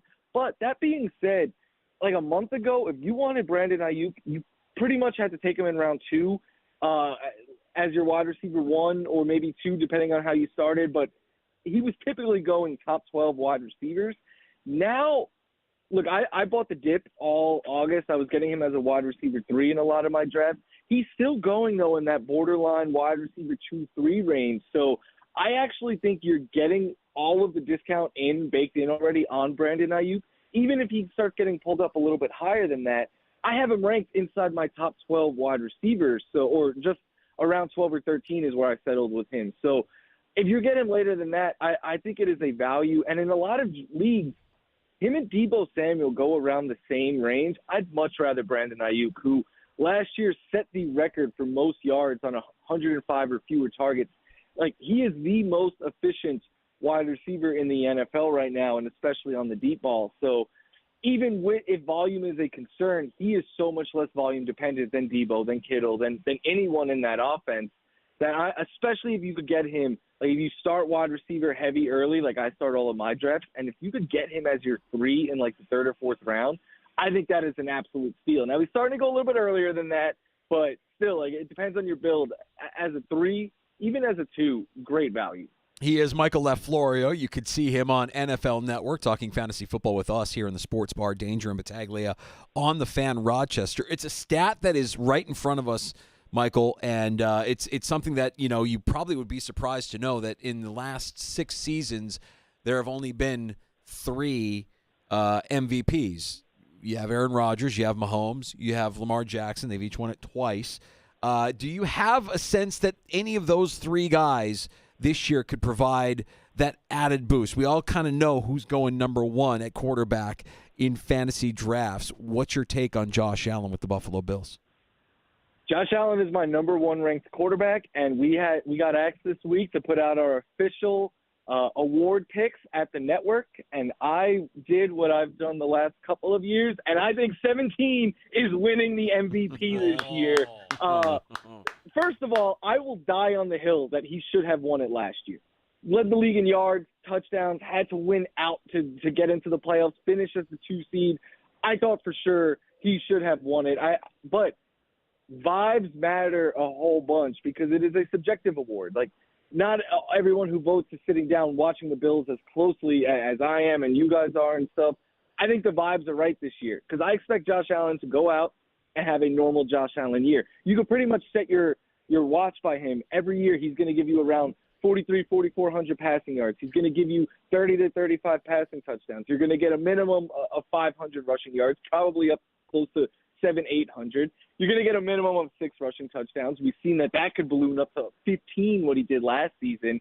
I think Josh Allen puts up a normal Josh Allen year, paired with the fact that I think the Bills win the AFC East for the 5th straight time.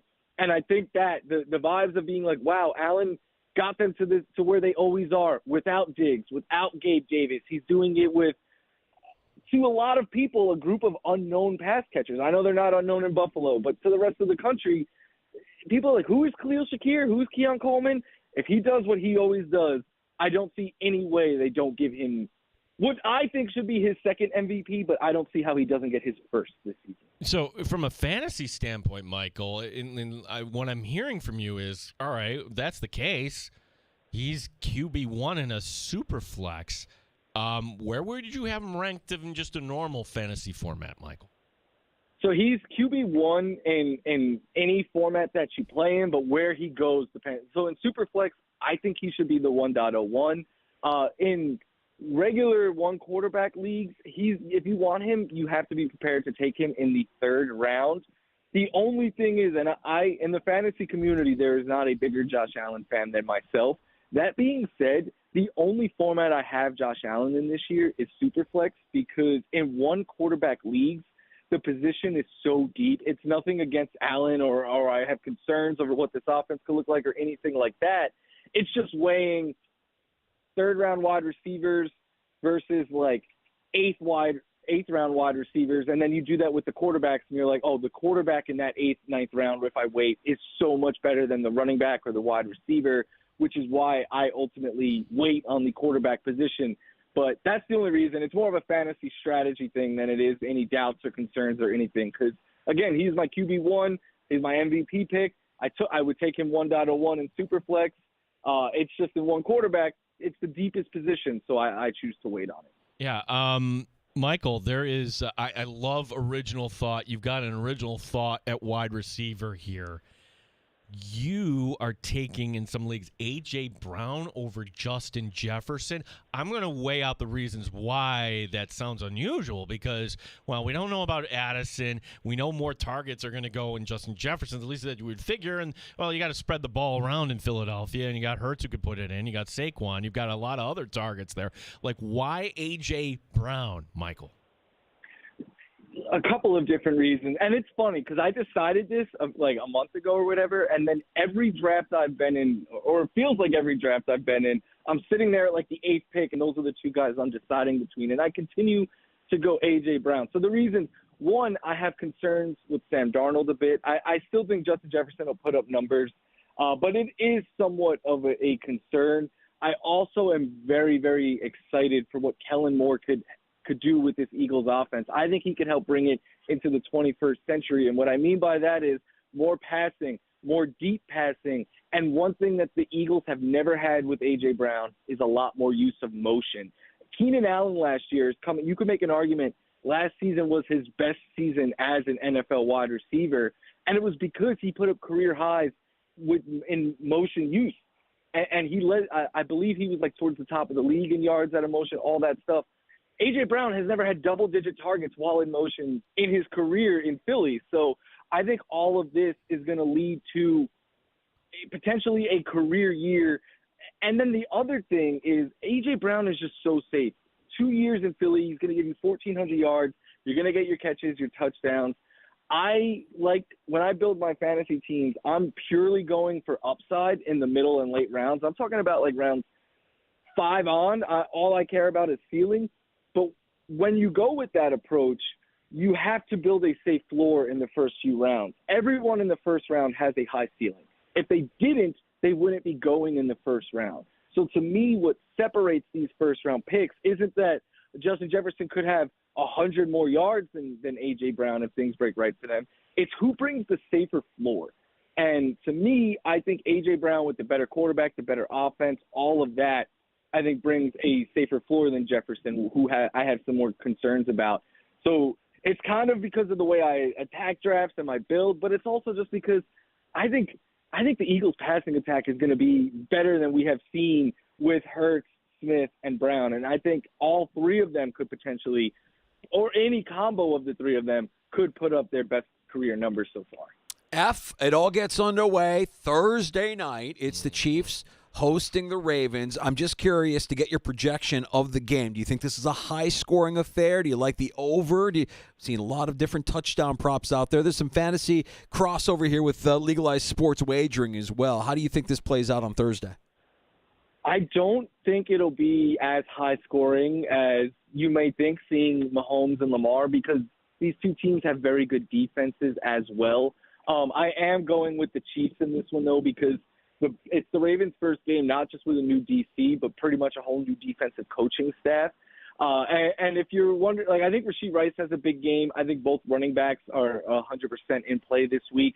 But maybe not a sleeper, but maybe a little under the radar call. I think Xavier Worthy's going to have a game, man. I think Andy Reid and Patrick Mahomes are going to want to show off their new toy. They're going to be like, we have the fastest guy in combine history. Thanks, Bills, all this stuff. I just think they want to show off the new weapon they have, especially with Marquise Brown being out this week. So Worthy, I think, is in play. I think Rashee Rice is very much so in play. Obviously, the tight end. For fantasy, the one player I am worried about in this game is Zay Flowers, because the Chiefs secondary, even without Snead, I know he's gone, but they have been very stingy. Mark Andrews is back, and Flowers' numbers definitely took a hit last year when Andrews was on the field. So he's one I have concerns with, but yeah, going to be a great game, good fantasy game, all of that. Just a fun way to kick off the NFL season, and hopefully 1 year soon, we're talking about this kickoff Thursday game being in Buffalo. Yeah, that would be something. Michael F. Florio, NFL Network. We all want to win week one. We all want to optimize our lineups. Michael, tell everybody where they can get more of your work. Yeah, NFL fantasy right now. Start 'em, sit 'em week one drops tomorrow. I'll be doing that on Fantasy Live as well. Catch me on the Insiders on the network tomorrow. And today I'm helping Mike Garafolo draft a little bit later today. And if you still want more, I'm doing articles over at rotoballer.com. I have a podcast, Florio's Football Show. So lots of different places. And if you want it all kind of in one stop, just Michael F. Florio on Twitter. You're the best, man. Thanks for the time. Good luck. And let's can we do this again next week? Yeah, Michael's good for a regular, Let's do it. Yeah, Tuesdays, because we're all going to have ad drop questions for you. Guys we don't even know about. That'll show up. Michael, thank you so much, and we're looking forward to talking to you every Tuesday here on this show. Likewise. Thanks for having me. You got it. Michael F. Florio. See him on NFL Network. Follow him on X at Michael F. Florio, and you get your fantasy roster set for week one of the NFL. Ooh, yeah. Tomorrow, Andy Behrens will be joining us. Oh, yeah. Bar. Yeah. So, we are just going big time. And like you mentioned, Danger, where's the line when it comes to player props and everything else? Like tonight, BetMGM tonight, we get the big noise making his debut. Yeah. Brad Evans. And you want to talk about the lines being blurry, he's just going to give you data points. He's just going to give you information. You make your own informed decision. I've heard people say the over has to hit on Thursday, or Michael Florio say, not so fast. Slow down a little bit. Maybe these defenses are good, and maybe this looks more like the game we saw in January than a big high-scoring shootout like you would expect with Patrick Mahomes and Lamar Jackson-led offenses. Love that from Michael F. Florio. We got happy hour next. It's a special day in the sports bar. It's our bold prediction day, and we're ready to unleash them on the world. We're ready to also listen to yours at 866-4326. We're also on X. That's Elon's Twitter, at the Fan Rochester. Put your name on it. We know some of our regulars have already hit us up with some of their bold predictions. We're going to document all of them. We're going to seal them for the season and revisit them at season's end just to see how right or wrong these bold predictions turned out to be. Right. Don't call us in February like, I told you did you? Well, now's your opportunity. That's right. We've got that coming up and more. It's happy hour next on the Fan Rochester.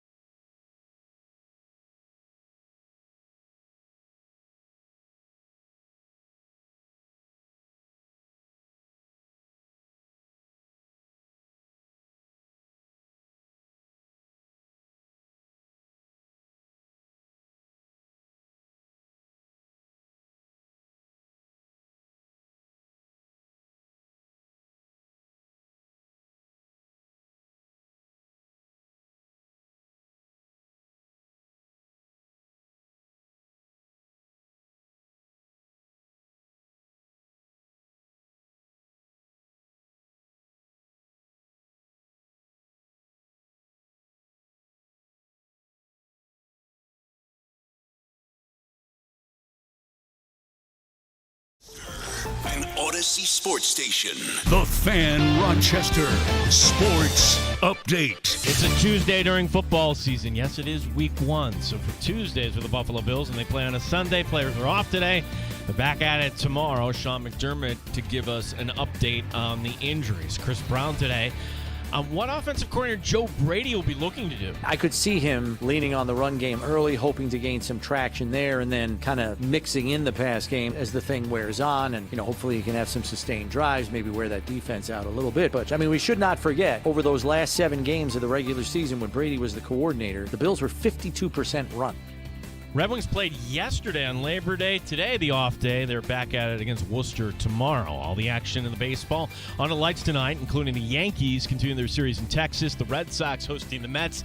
Leon Draisaitl, 8 years, $112 million extension.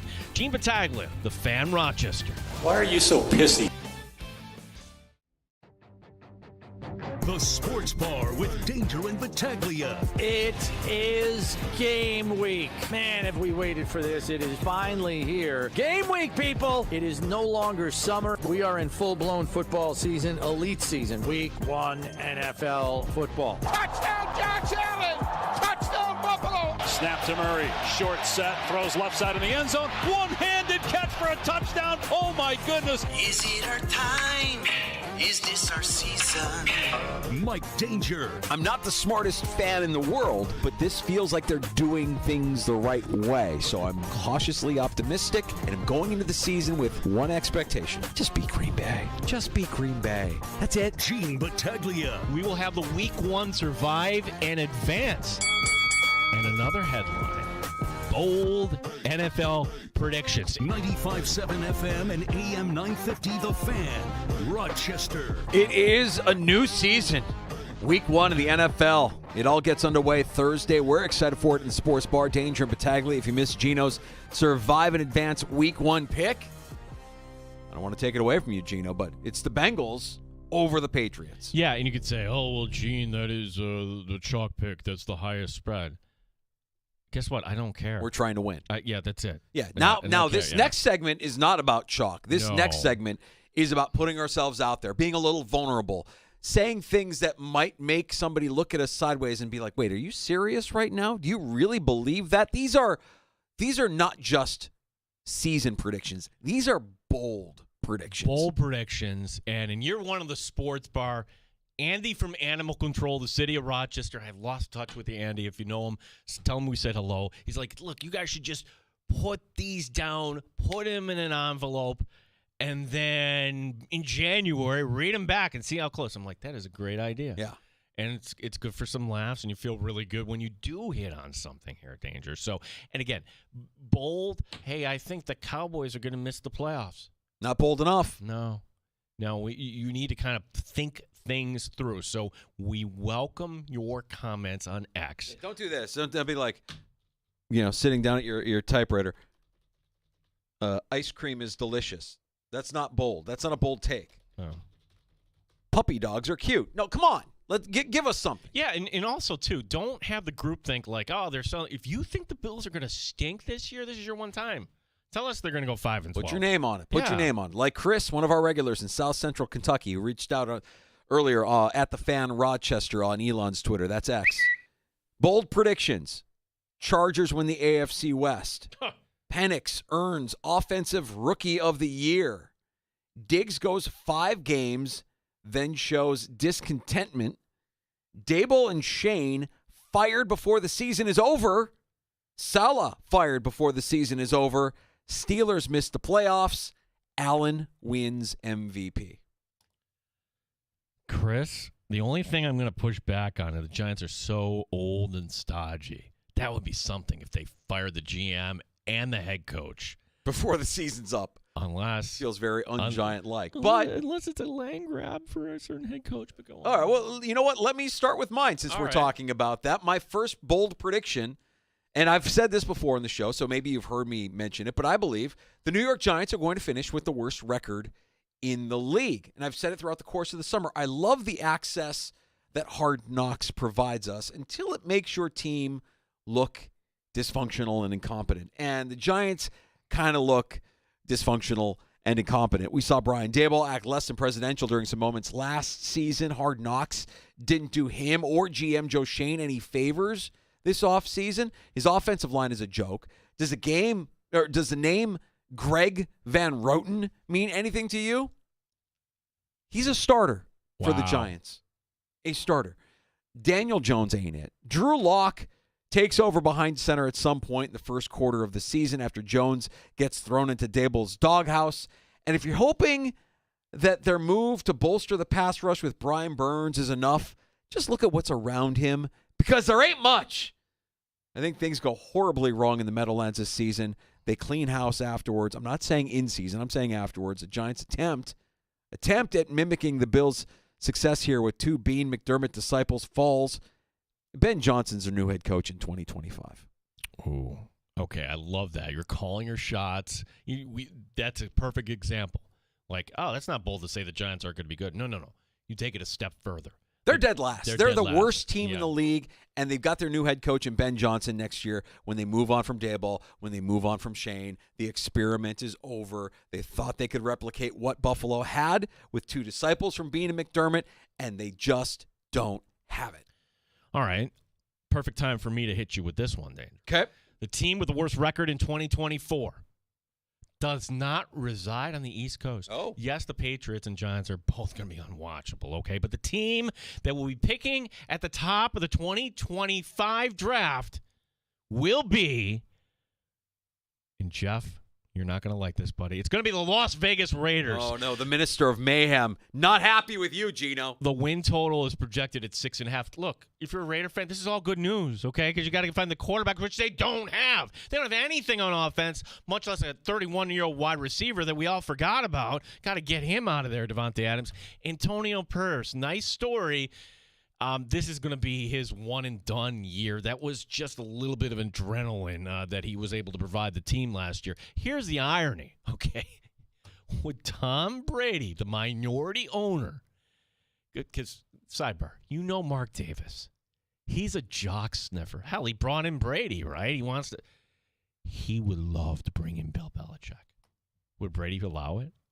Brady, He's not officially a part of the organization yet. Well, if he's still pending, you got to run this past him. Brady's dad hates the idea, so hates the coach. So Davis will back down. The Las Vegas Raiders picking a top danger. Bold. We are at Three Heads Brewing on Atlantic Avenue in the neighborhood of the Arts. We're doing that live show to kick off the season Thursday from 3 until 6. We'll introduce you on Thursday afternoon to the new Leaping Hazy IPA that Three Heads has concocted. It's delicious. But Jeff, the Minister of Mayhem from Three Heads, big Raiders fan. We've had him on the show with us in the past, and I saw him on Friday at Spazzano and Sandy's 25th anniversary party. He's like, the Raiders are going to have a great defense, the best defense in the league this year. I'm like, I don't hate that prediction, but you're going to need a pretty good defense because your offense doesn't really have it. 6.5 is pretty low for an over-under, so they're in the conversation. You can join us with your bold predictions. We've got more coming up. He's a regular. Steve and Victor, what's up, buddy? Come on, fellas. I'm going to put my name on something. Put it up. Put your name on it, Steve. Let's go. All right. This year's Super Bowl will consist of 2 teams that have never won the Super Bowl, and we will have a first-time Super Bowl champion. Yeah.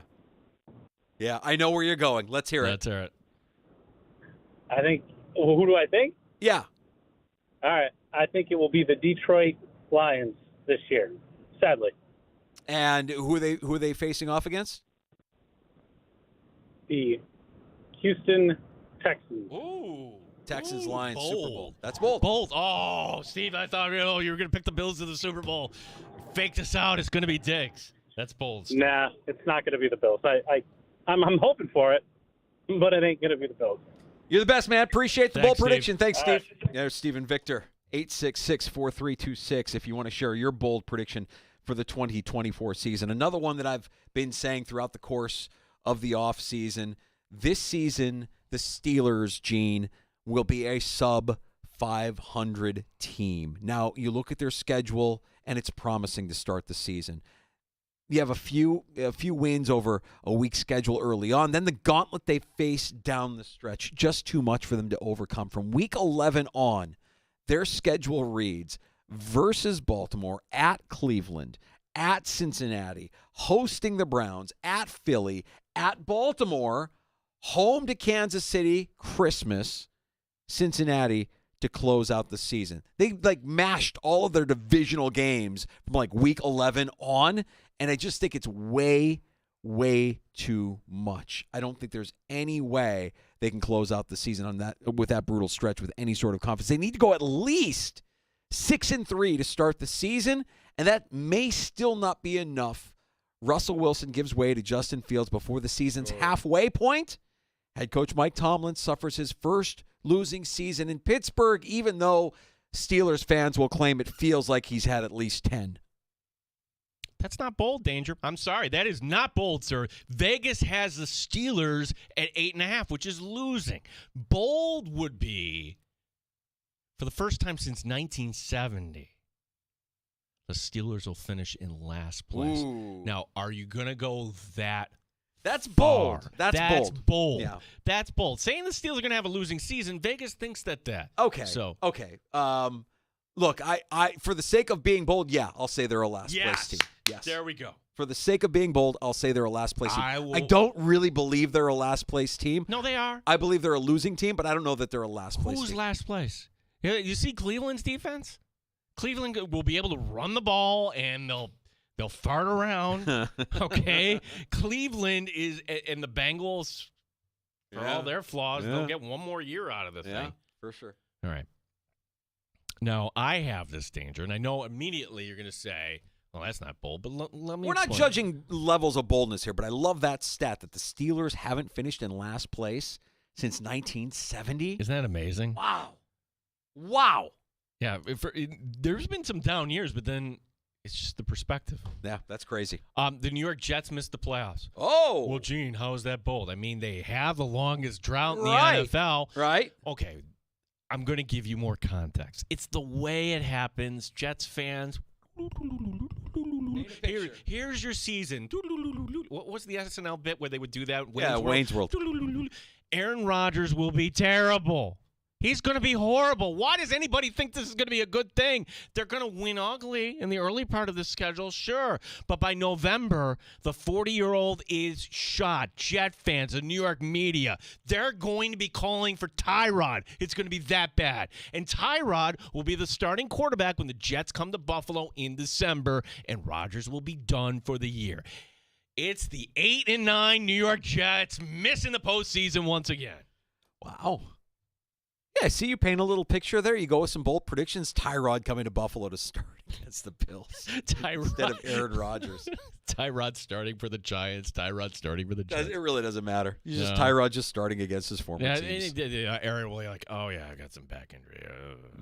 Come on with something. I want to push back a little bit with my next bold prediction on our caller that we just had, Stephen Victor, one of our regulars, one of our favorites. Because the NFL, Gene, as we know, the NFL demands parity, and this season's sacrifice will be the Houston Texans. Ooh. I'm sorry. I don't think there's any way they're duplicating last season's success. I like D'Amico Ryans. I like C.J. Stroud. You know how I feel about Diggs. There's a real chance they're a 1-3 team headed into that Week 5 Steph Diggs revenge game against the Bills. Their schedule, including the low-key challenging AFC South, only gets tougher after Week 7 with a game in Lambeau, a game in the Meadowlands against the Jets. They're hosting Detroit. They're playing at Dallas. They're at Kansas City Week 16 before they host the Ravens Christmas Day on Netflix. The Texans will not replicate their 10-win season of a year ago, and they will miss the postseason. I love that take because there are people that are picking, like Stephen Victor, the Texans to make the Super Bowl, the Texans easily to win the division. The idea that C.J. Stroud has better MVP odds than Josh Allen? What the hell are we doing here? My bold prediction. And again, kind of along the last one, just give me a minute here to lay it all out. Okay. Dak Prescott, by the end of the year, will have played his last game for the Dallas Cowboys. Okay, well, how's that built? Aha! Where does he play in 2025? Do I have permission to extend here? Because this is the way I see it coming out. The Cowboys will not tag him, probably because they can't afford to. It will be the rare quarterback hitting the open market. And Dak, by the way, is certainly better than Kirk Cousins. Which team out there will say, man, if only we had a quarterback? The same one that said it last year, the same one that's going to be saying it this year. Ladies and gentlemen, your quarterback for the New York Jets in 2025, Dak Prescott. Welcome to the AFC East. Yeah, Dak. what do you think of that, Pete? Pete, one of our regulars, big Jets fan.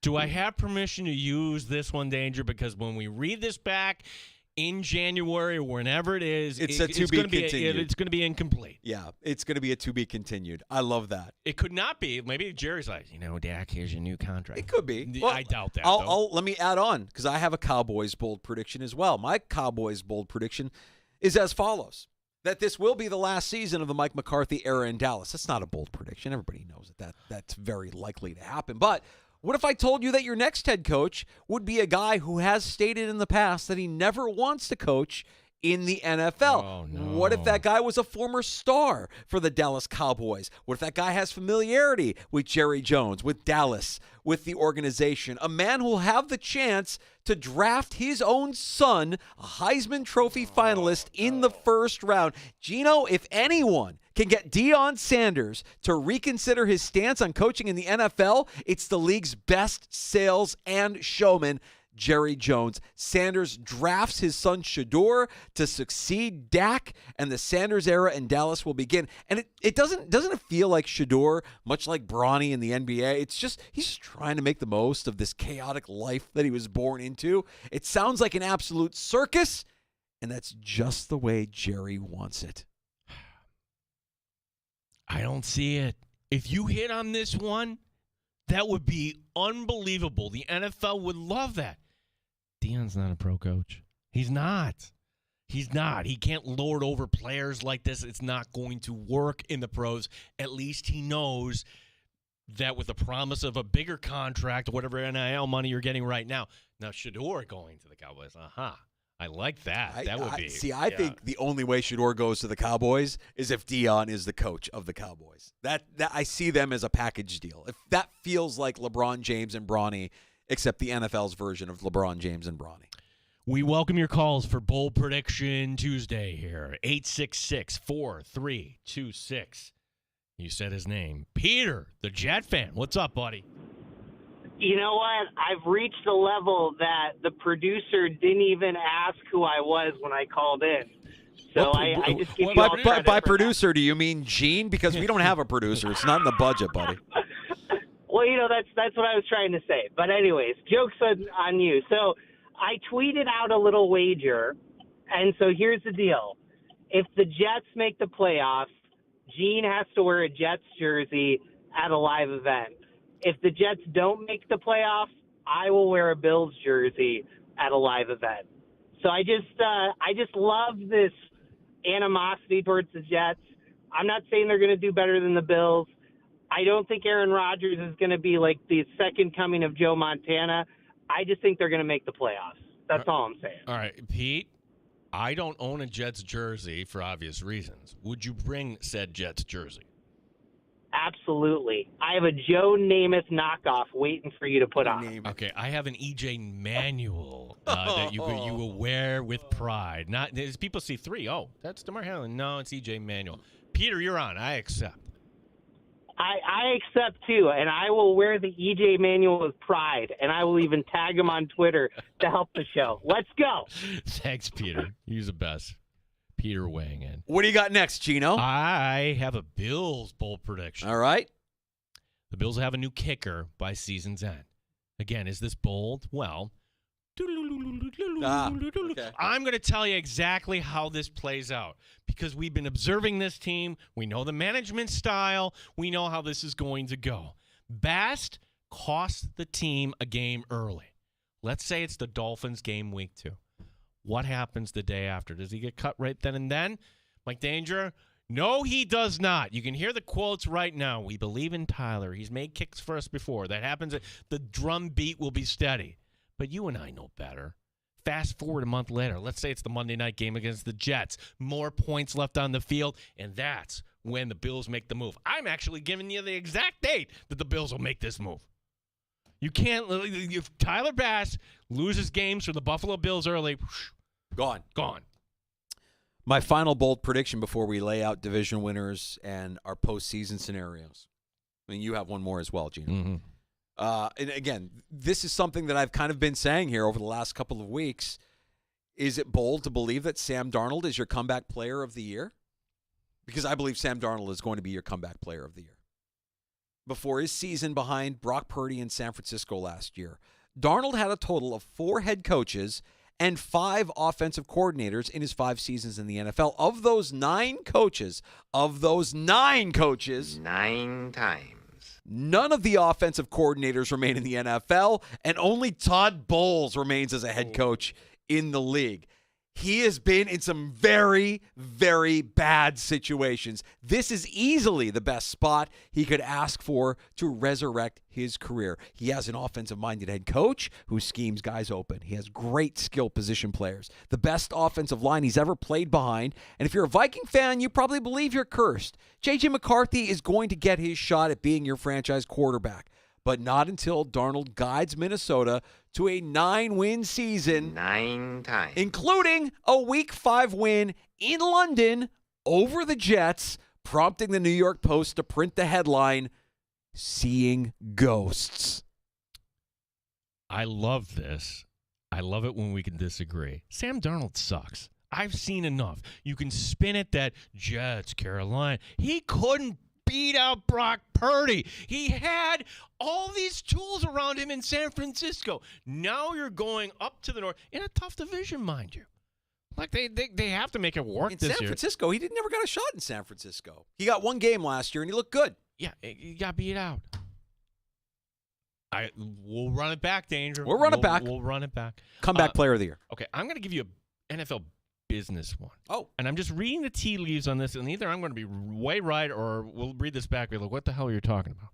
Okay, but what is the next team that's going to be rumored to move? Oh, relocation rumors. Okay. Yeah, because we lived through it here a little bit. And even though the Bears have no clear timeline to a new stadium, the Bears are not the answer we're looking for. And the NFL doesn't want that. I mean, that's one of the heritage teams, not just the NFL, in sports, all right? So, no, it's not the Chicago Bears I'm talking about.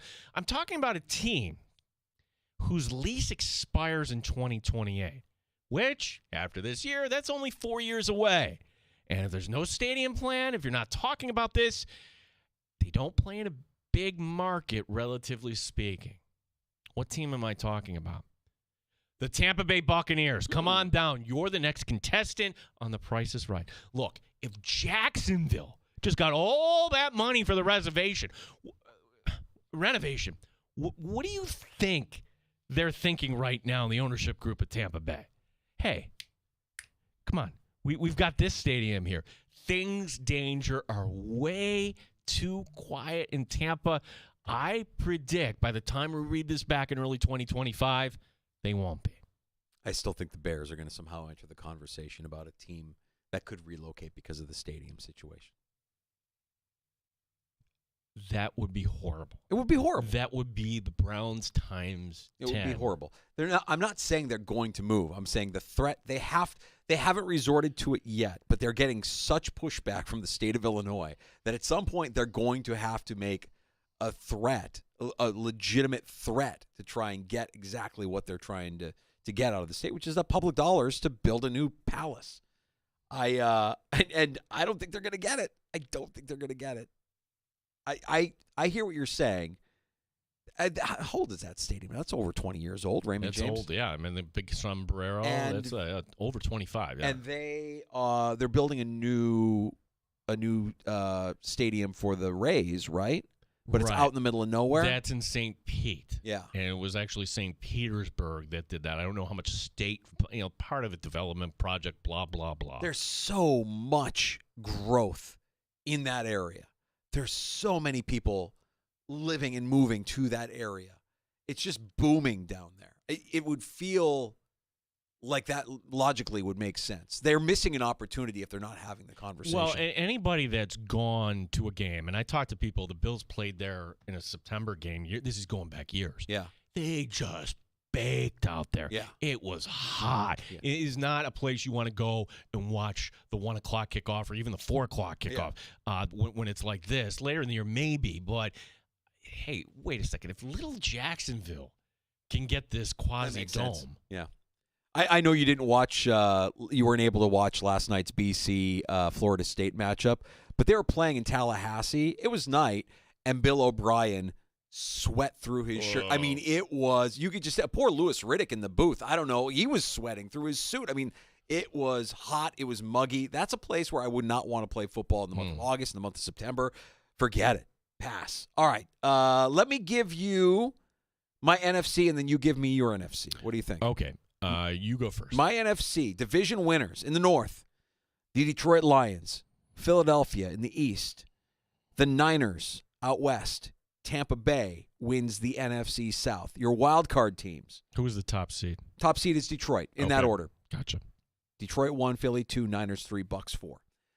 Wild card teams, seeded in order. Packers, Rams, Commanders. Ooh, I like that.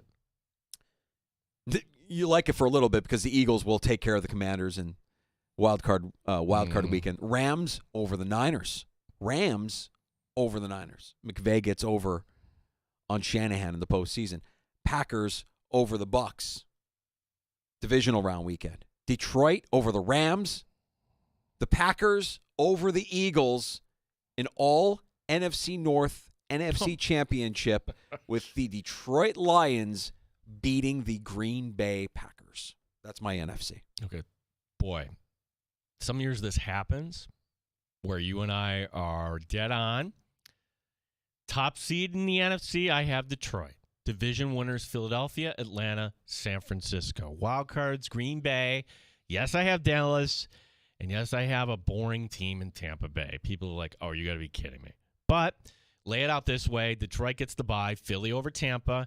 Dallas beating Atlanta. Green Bay winning in San Francisco, something they did not do last year, which sets us up this way. Detroit over Dallas. Green Bay winning in the next round. Over Philadelphia. I have the same NFC Championship game, but I view the Lions as a team, much like the Bills in 13 seconds. You had a lead last year, a big lead, and you were mismanaging the clock. So for Lions fans, just like how we asked 13 seconds, is that going to be the best it'll be? The NFC Championship game in the 2023 season for the Lions, is that going to be the best it's going to be? I have Green Bay going over Detroit on the road. No Super Bowl for the Lions, Green Bay back in the AFC. Your 1 seed is the Kansas City Chiefs. Your 2 seed is the Jacksonville Jaguars. Wait. Hold on. Time out. We had that stat that Trevor Lawrence, when he doesn't get a takeaway, is 1-18. Yeah. Trevor Lawrence, last 3 years combined, according to Warren Sharp, most fumbles. Really. So all of a sudden, Trevor Lawrence is going to clean up his act? I like Josh Allen, South. Okay. That's not his name anymore. I forgot. Did he hyphenate? What did he do? He goes, yes. I have to brush up on what we're calling him. I have the New York Jets winning the AFC East, finishing in the 3 seed. No Curry in favor to Pete and other Jet fans. I have the Cincinnati Bengals winning the North and finishing at the 4 seed. Do you have the Bills missing the playoffs? Your wild card teams. The 5th seed, the Baltimore Ravens. The 6th seed, the Indianapolis Colts. The 7th seed, the Los Angeles Chargers. I have the Bills winning 8 games. They're an 8-9 team. The Bills miss the postseason. Is that bold? Wow. How is that not like the lead one danger? It's not really bold. That is the boldest. It's not that bold. Oh, timeout. In this area? I'm saying it. In this area. 8 wins. I believed with this team, it's either they miss the playoffs or they're going to win the Super Bowl. There's no in between. I'm going to choose that they miss the playoffs. Not because Josh Allen isn't spectacular, not because Sean McDermott. We went through this last year, and this roster is not as talented as last year's roster. I have the Bills as an 8-win team. They missed the postseason. I have the Chargers beating the Jags. Revenge game. I have the Colts beating the Jets. I have the Ravens over the Bengals. You heard me. All the wild card teams getting over in wild card weekend in the AFC. Divisional round, Chiefs over the Chargers, Ravens over the Colts, and I have the Chiefs returning to the Super Bowl after they beat the Ravens once again in the AFC Championship game. Your AFC. My AFC. I stunned you a little bit. Sorry about that. Stunned. Yeah, the Bills going 8-9. Stunned me. Because earlier you didn't have them going 8-9, and we always, reserve judgment until the end here. Top seed, Kansas City, which means your 2 seed, Baltimore. 3 seed, here's a disagreement, Houston. I think that division is just so poor, and I'm not high in Jacksonville. And the 4 seed, I'm sticking with this danger, at 10-7 are the Buffalo Bills. Your wild cards, 5 seed Cincinnati, 6 seed the Chargers. I think the Chargers with that brand of football will just kind of ugly it up. And I do have Cleveland, speaking of uglying it up. So here are the results of my playoff bracket. Yeah, I have Baltimore over Cleveland. Isn't that funny? You're going to get Baltimore playing divisional teams. The Chargers over Houston. Cincinnati over Buffalo. They do it again. The Bills lose the 4-5 matchup. Out. And we'll be assessing blame. You have 3 AFC North teams making the postseason. I do. Okay. I think that division's fantastic. Yeah. Buffalo out. Kansas City over the Chargers. Baltimore over Cincinnati. So Baltimore, to review, they've got to get through Cleveland. They got to get through Cincinnati. And now the Ravens have to go to Kansas City. Oh, my gosh. Talk about symmetrical. That's how the AFC season's going to end, where it began. And this time it's going to be Baltimore and Derrick Henry and the physicality. The Baltimore Ravens get over, and Baltimore runs over Green Bay in the Super Bowl. You could say, well, that was your pick last year. Well, it's even more bold to double down, which I am. Your MVP is going to be Jordan Love. All right, let me give you my prediction for the Super Bowl, because I mentioned the Chiefs will be representing the AFC. I said Detroit in the NFC, and I didn't tell you that I actually agree with Steve that the Lions will win over the Chiefs in the Super Bowl. I think the vibes in Detroit are just too immaculate right now. The guy that we teased for wanting to eat kneecaps hoists the Motor City's first ever Lombardi. Ben Johnson becomes a head coach after this season because that offense is spectacular. But your MVP will be Patrick Mahomes. 4,500 yards passing, 47 touchdowns, 8 interceptions, as Kansas City once again will be the 1 seed in the AFC. Ladies and gentlemen, our bold predictions. Wow. Seal those away, and let's revisit at the conclusion of the NFL season. Beauty Bet's writing in. Bold prediction. Anthony Richardson plays all 17 games, and the Colts win the AFC South. Aaron Rodgers plays all 17 games, and the Jets win the AFC East. I think the first one would catch people off guard. Man, I hope Anthony Richardson knows how self-preservation works, because he's spectacular when he's out there, but the way he was playing last year was pretty reckless, and I hope he can stay healthy, because he's a lot of fun. He is a lot of fun, and I think the Colts are sneaky good. I think the AFC South is actually kind of low-key sneaky good. The NFC South, not so much. The AFC South, all 4 teams are. Even Tennessee might surprise some people. Appreciate that. Keep them rolling in. The Fan Rochester, our handle. 866-4326 if you want to join us as well. We got to get to a round of shots next in the sports bar. Yeah, so many stories from over the weekend we did not get to. We have another carriage dispute. Is this going to interrupt this weekend's action? We'll tell you what we know. It's really the reason, though. Usually it's about money. This is more than money. It's about a lawsuit, Danger.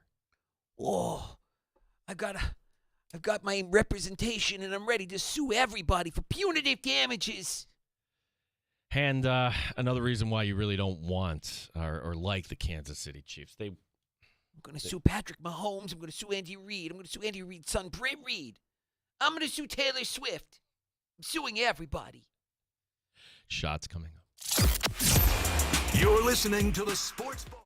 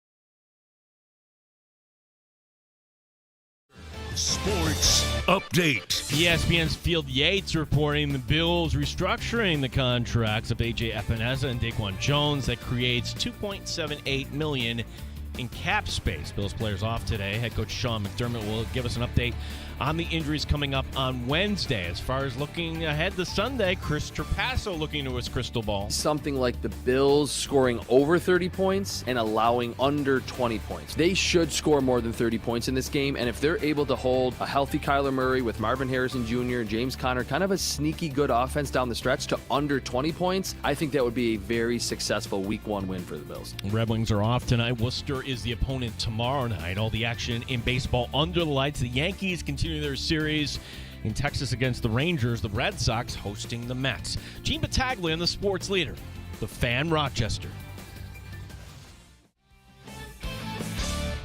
Got a smart speaker at home? Listen to the sports leader, the Fan Rochester at home, by asking it to play 95.7 The Fan. Time for a round of shots in the sports bar. So let's review quickly Week 1 of college football, where Brian Kelly is mad. That water bottle took a beating and still stood up for more. I'm going to pound on this table. Really, really upset. And he was so mad he forgot about his fake Southern accent, too. It's crazy. It's a great night to be a Tiger. I'm here with my family. With a win over Texas A&M, yes, Notre Dame is in the driver's seat to grab one of those 12 spots for a playoff berth. Syracuse, you don't get a cookie for being Ohio, but a lot of good vibes after quarterback Kyle McCord threw 4 touchdowns and win. Oh, and Florida State lost again. They are bad. The Seminoles go from a team that should have gotten a chance to play for the national championship last season to one that is 0-2, both conference losses, by the way. The conference they're trying to leave. Yeah, if you want to be an SEC school, maybe start playing like an SEC team. They look bad. You know what? I'm just waiting for Florida State's athletic director to tap me on the shoulder. I mean, I've guided this team to multiple championships in college football 25. I don't know what he's waiting for. Did you do with Ungalele? I sure did, pal. Oh, all right. I sure did. Yeah. Then I got something out of nothing. Okay, I can get blood from a stone. Just tap me on the shoulder, Mr. AD. I'm ready to go. I'll take your word for it because there was a trivia last night, Danger, and great. We can't watch this game. We got another carriage dispute. This one involving DirecTV and Disney. It was only minutes before last night's Florida State-Boston College game that DirecTV pulled the plug. Usually it's the other way around. I'd be so pissed off. Oh, my gosh. I would be so mad. Now, if you're already thinking ahead to next weekend, is this going to affect Monday Night Football? Well, of course you would hope not. It was this time last year with Disney and Spectrum had a similar stand-up. This only got resolved hours before the first Monday Night Football game. Danger, what's different this time around? It's not about money. It isn't. It's about what Disney is asking DirecTV to do. Sign this that you're not going to sue us. Because Fubo, if you're reading the trades, Fubo sued Disney and blocked Disney's little plan there with FS1 to create the sports streaming one. So they don't want DirecTV. Now, is that kind of legal? DirecTV is like, no, we're not signing anything. So we'll pay Fubo you. has better lawyers than Disney. I learned that today. That's new. That Fubo actually got ahead of something and prevented Disney from doing what they wanted to do, and now they want to make sure that DirecTV doesn't do likewise. So they put this in front of them, and DirecTV says we're not going to sign it. And now Disney pulls the programming. Do I have that right? Yeah. That's how it's going down? That's how it's going down. Whoa. I'm not happy about any of this. I just wanted to watch Bill O'Brien sweat through his shirt in Tallahassee, and now I can't watch any of my Monday Night Football. I'm going to sue everybody. I'm suing Barack Obama. I'm going to sue Bill Belichick. I'm going to sue Why are we Snow suing White. I'm suing everybody. The man who ran over and killed Johnny. I shouldn't laugh here. Sorry. The man who ran over and killed Johnny and Matt Goudreau remains behind bars, waiting a hearing coming up on Thursday. 43-year-old Sean Higgins was trying to pass a vehicle on the right. Okay, you don't do that. You pass on the left. His Jeep Cherokee went in the backs of the Goudreau brothers. They were almost killed instantly. 27-year-old Johnny had 743 points in just 763 career games for Calgary and Columbus. As for Higgins, he told police he had 5 or 6 beers. The irony, Higgins works at a rehab center as their CFO. Everything about this story is just terrible when you hear the circumstances and what was planned for this weekend with them and being in their sister's wedding. It's just tragic. It's just absolutely tragic, and you can do nothing but send the best wishes and best vibes the Goudreau family as they try to pick up the pieces from this. But Johnny Hockey was spectacular. He was a lot of fun, and all accounts where he's a really good guy off the ice as well. Just hate this story. Oh, terrible story. Let's stick with hockey, and now on a much lighter note, congratulations to Mr. Pissy. Why are you so pissy? Leon Draisaitl gets an 8-year, $112 million extension. Jackpot. That's an NHL record for average annual value at $14 million. He's 28. This extension danger doesn't begin until 25-26, meaning the Oilers are going to have to pay out or at least take the buyout. This goes into the 2032-2033 season. Better be in a good mood moving forward, buddy. Why are you so pissy? We have to do everything better. Care to expand? No, you do that. You are the expert. You're not answering my question. Lots of reasons for why the Oilers are playing the way they are in terms of winning and losing. What do you think is the number one reason for the losses now? Is there one thing that you, in your own mind, you're saying we got to get better at that? Yeah, we have to get better at everything. Would you like to expand on that? No. You can do that. You know everything. Why are you so pissy, Leon? Why are you so pissy? I'm not. I'm just answering your question. Yeah, you are. Whenever I ask you a question. I gave you an answer. Not very good one. Okay. I have one more for you. Leon, you show your frustration on the ice last game against Ottawa. Is that a good thing when you show it so the other team knows you're frustrated? Yeah, it's a great thing, for sure. Good. I imagine $112 million maybe put you in a better mood. The more I listen to that, more like that reporter. Come on, what are we doing? I'm not really well versed to explain why the seedings don't match up in tennis. For example, if you're the 6th seed, as Jessica Pegula is, then why is she facing the top seed, Iga Swiatek, in the quarterfinals? Swiatek should be facing the 8th seed or higher. Should she not? I don't get it. But this isn't the first time this has happened for Pegula, and this is where it usually ends. Pegula 0-6 all-time in quarterfinals at a major. That match will be in prime time tomorrow night. Okay.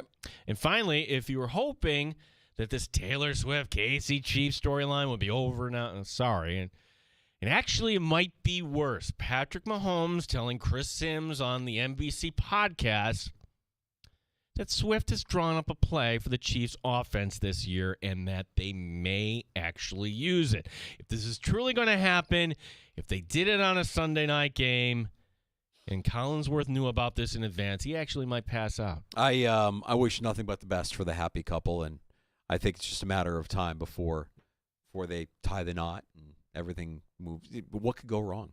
She calling plays, doing whatever you need her to do. That's my wish for Taylor Swift and Travis Kelce. Nothing but happiness. It's funny. I went on Binkley's show, and I brought up Taylor Swift, and I'm making a joke, and he pivoted right off. Didn't want anything to hear. No, I'm ignoring it. I'm wondering, like, if they're under some edict that don't. Yeah. Nope. Don't bring it up. Nope. Don't bring it up. Nope. Tomorrow on the show, Andy Barron's Yahoo Fantasy. We'll talk some more fantasy football. 13WM Sports at BuffaloPlus.com's Dan Fates stops by the sports bar as well. Have a great night. We will talk to you again tomorrow starting at 3. It is NFL week, and FanDuel, America's #1 sportsbook, has a special offer to kick us all off here. Mike Danger for FanDuel Sportsbook, official partner of 95.7 The Fan. Now through September 22nd, all FanDuel customers can bet $5 and get a 3-week free trial of NFL Sunday Ticket from YouTube and YouTube TV. Then, with a YouTube TV base plan, you'll be able to watch every regular season Sunday afternoon out-of-market game. All you need is a Google account and a current form of payment you can cancel anytime. Just visit FanDuel.com/Mike. That's FanDuel.com/Mike to download America's #1 sportsbook. 21 plus and physically present in New York. Full price of NFL Sunday Ticket will be automatically charged seasonally after free trial. No refunds. Terms, restrictions, and embargoes apply. For help with a gambling problem, call 1-877-8-HOPE-NY or text HOPE-NY 467-369. Bills, Sabres.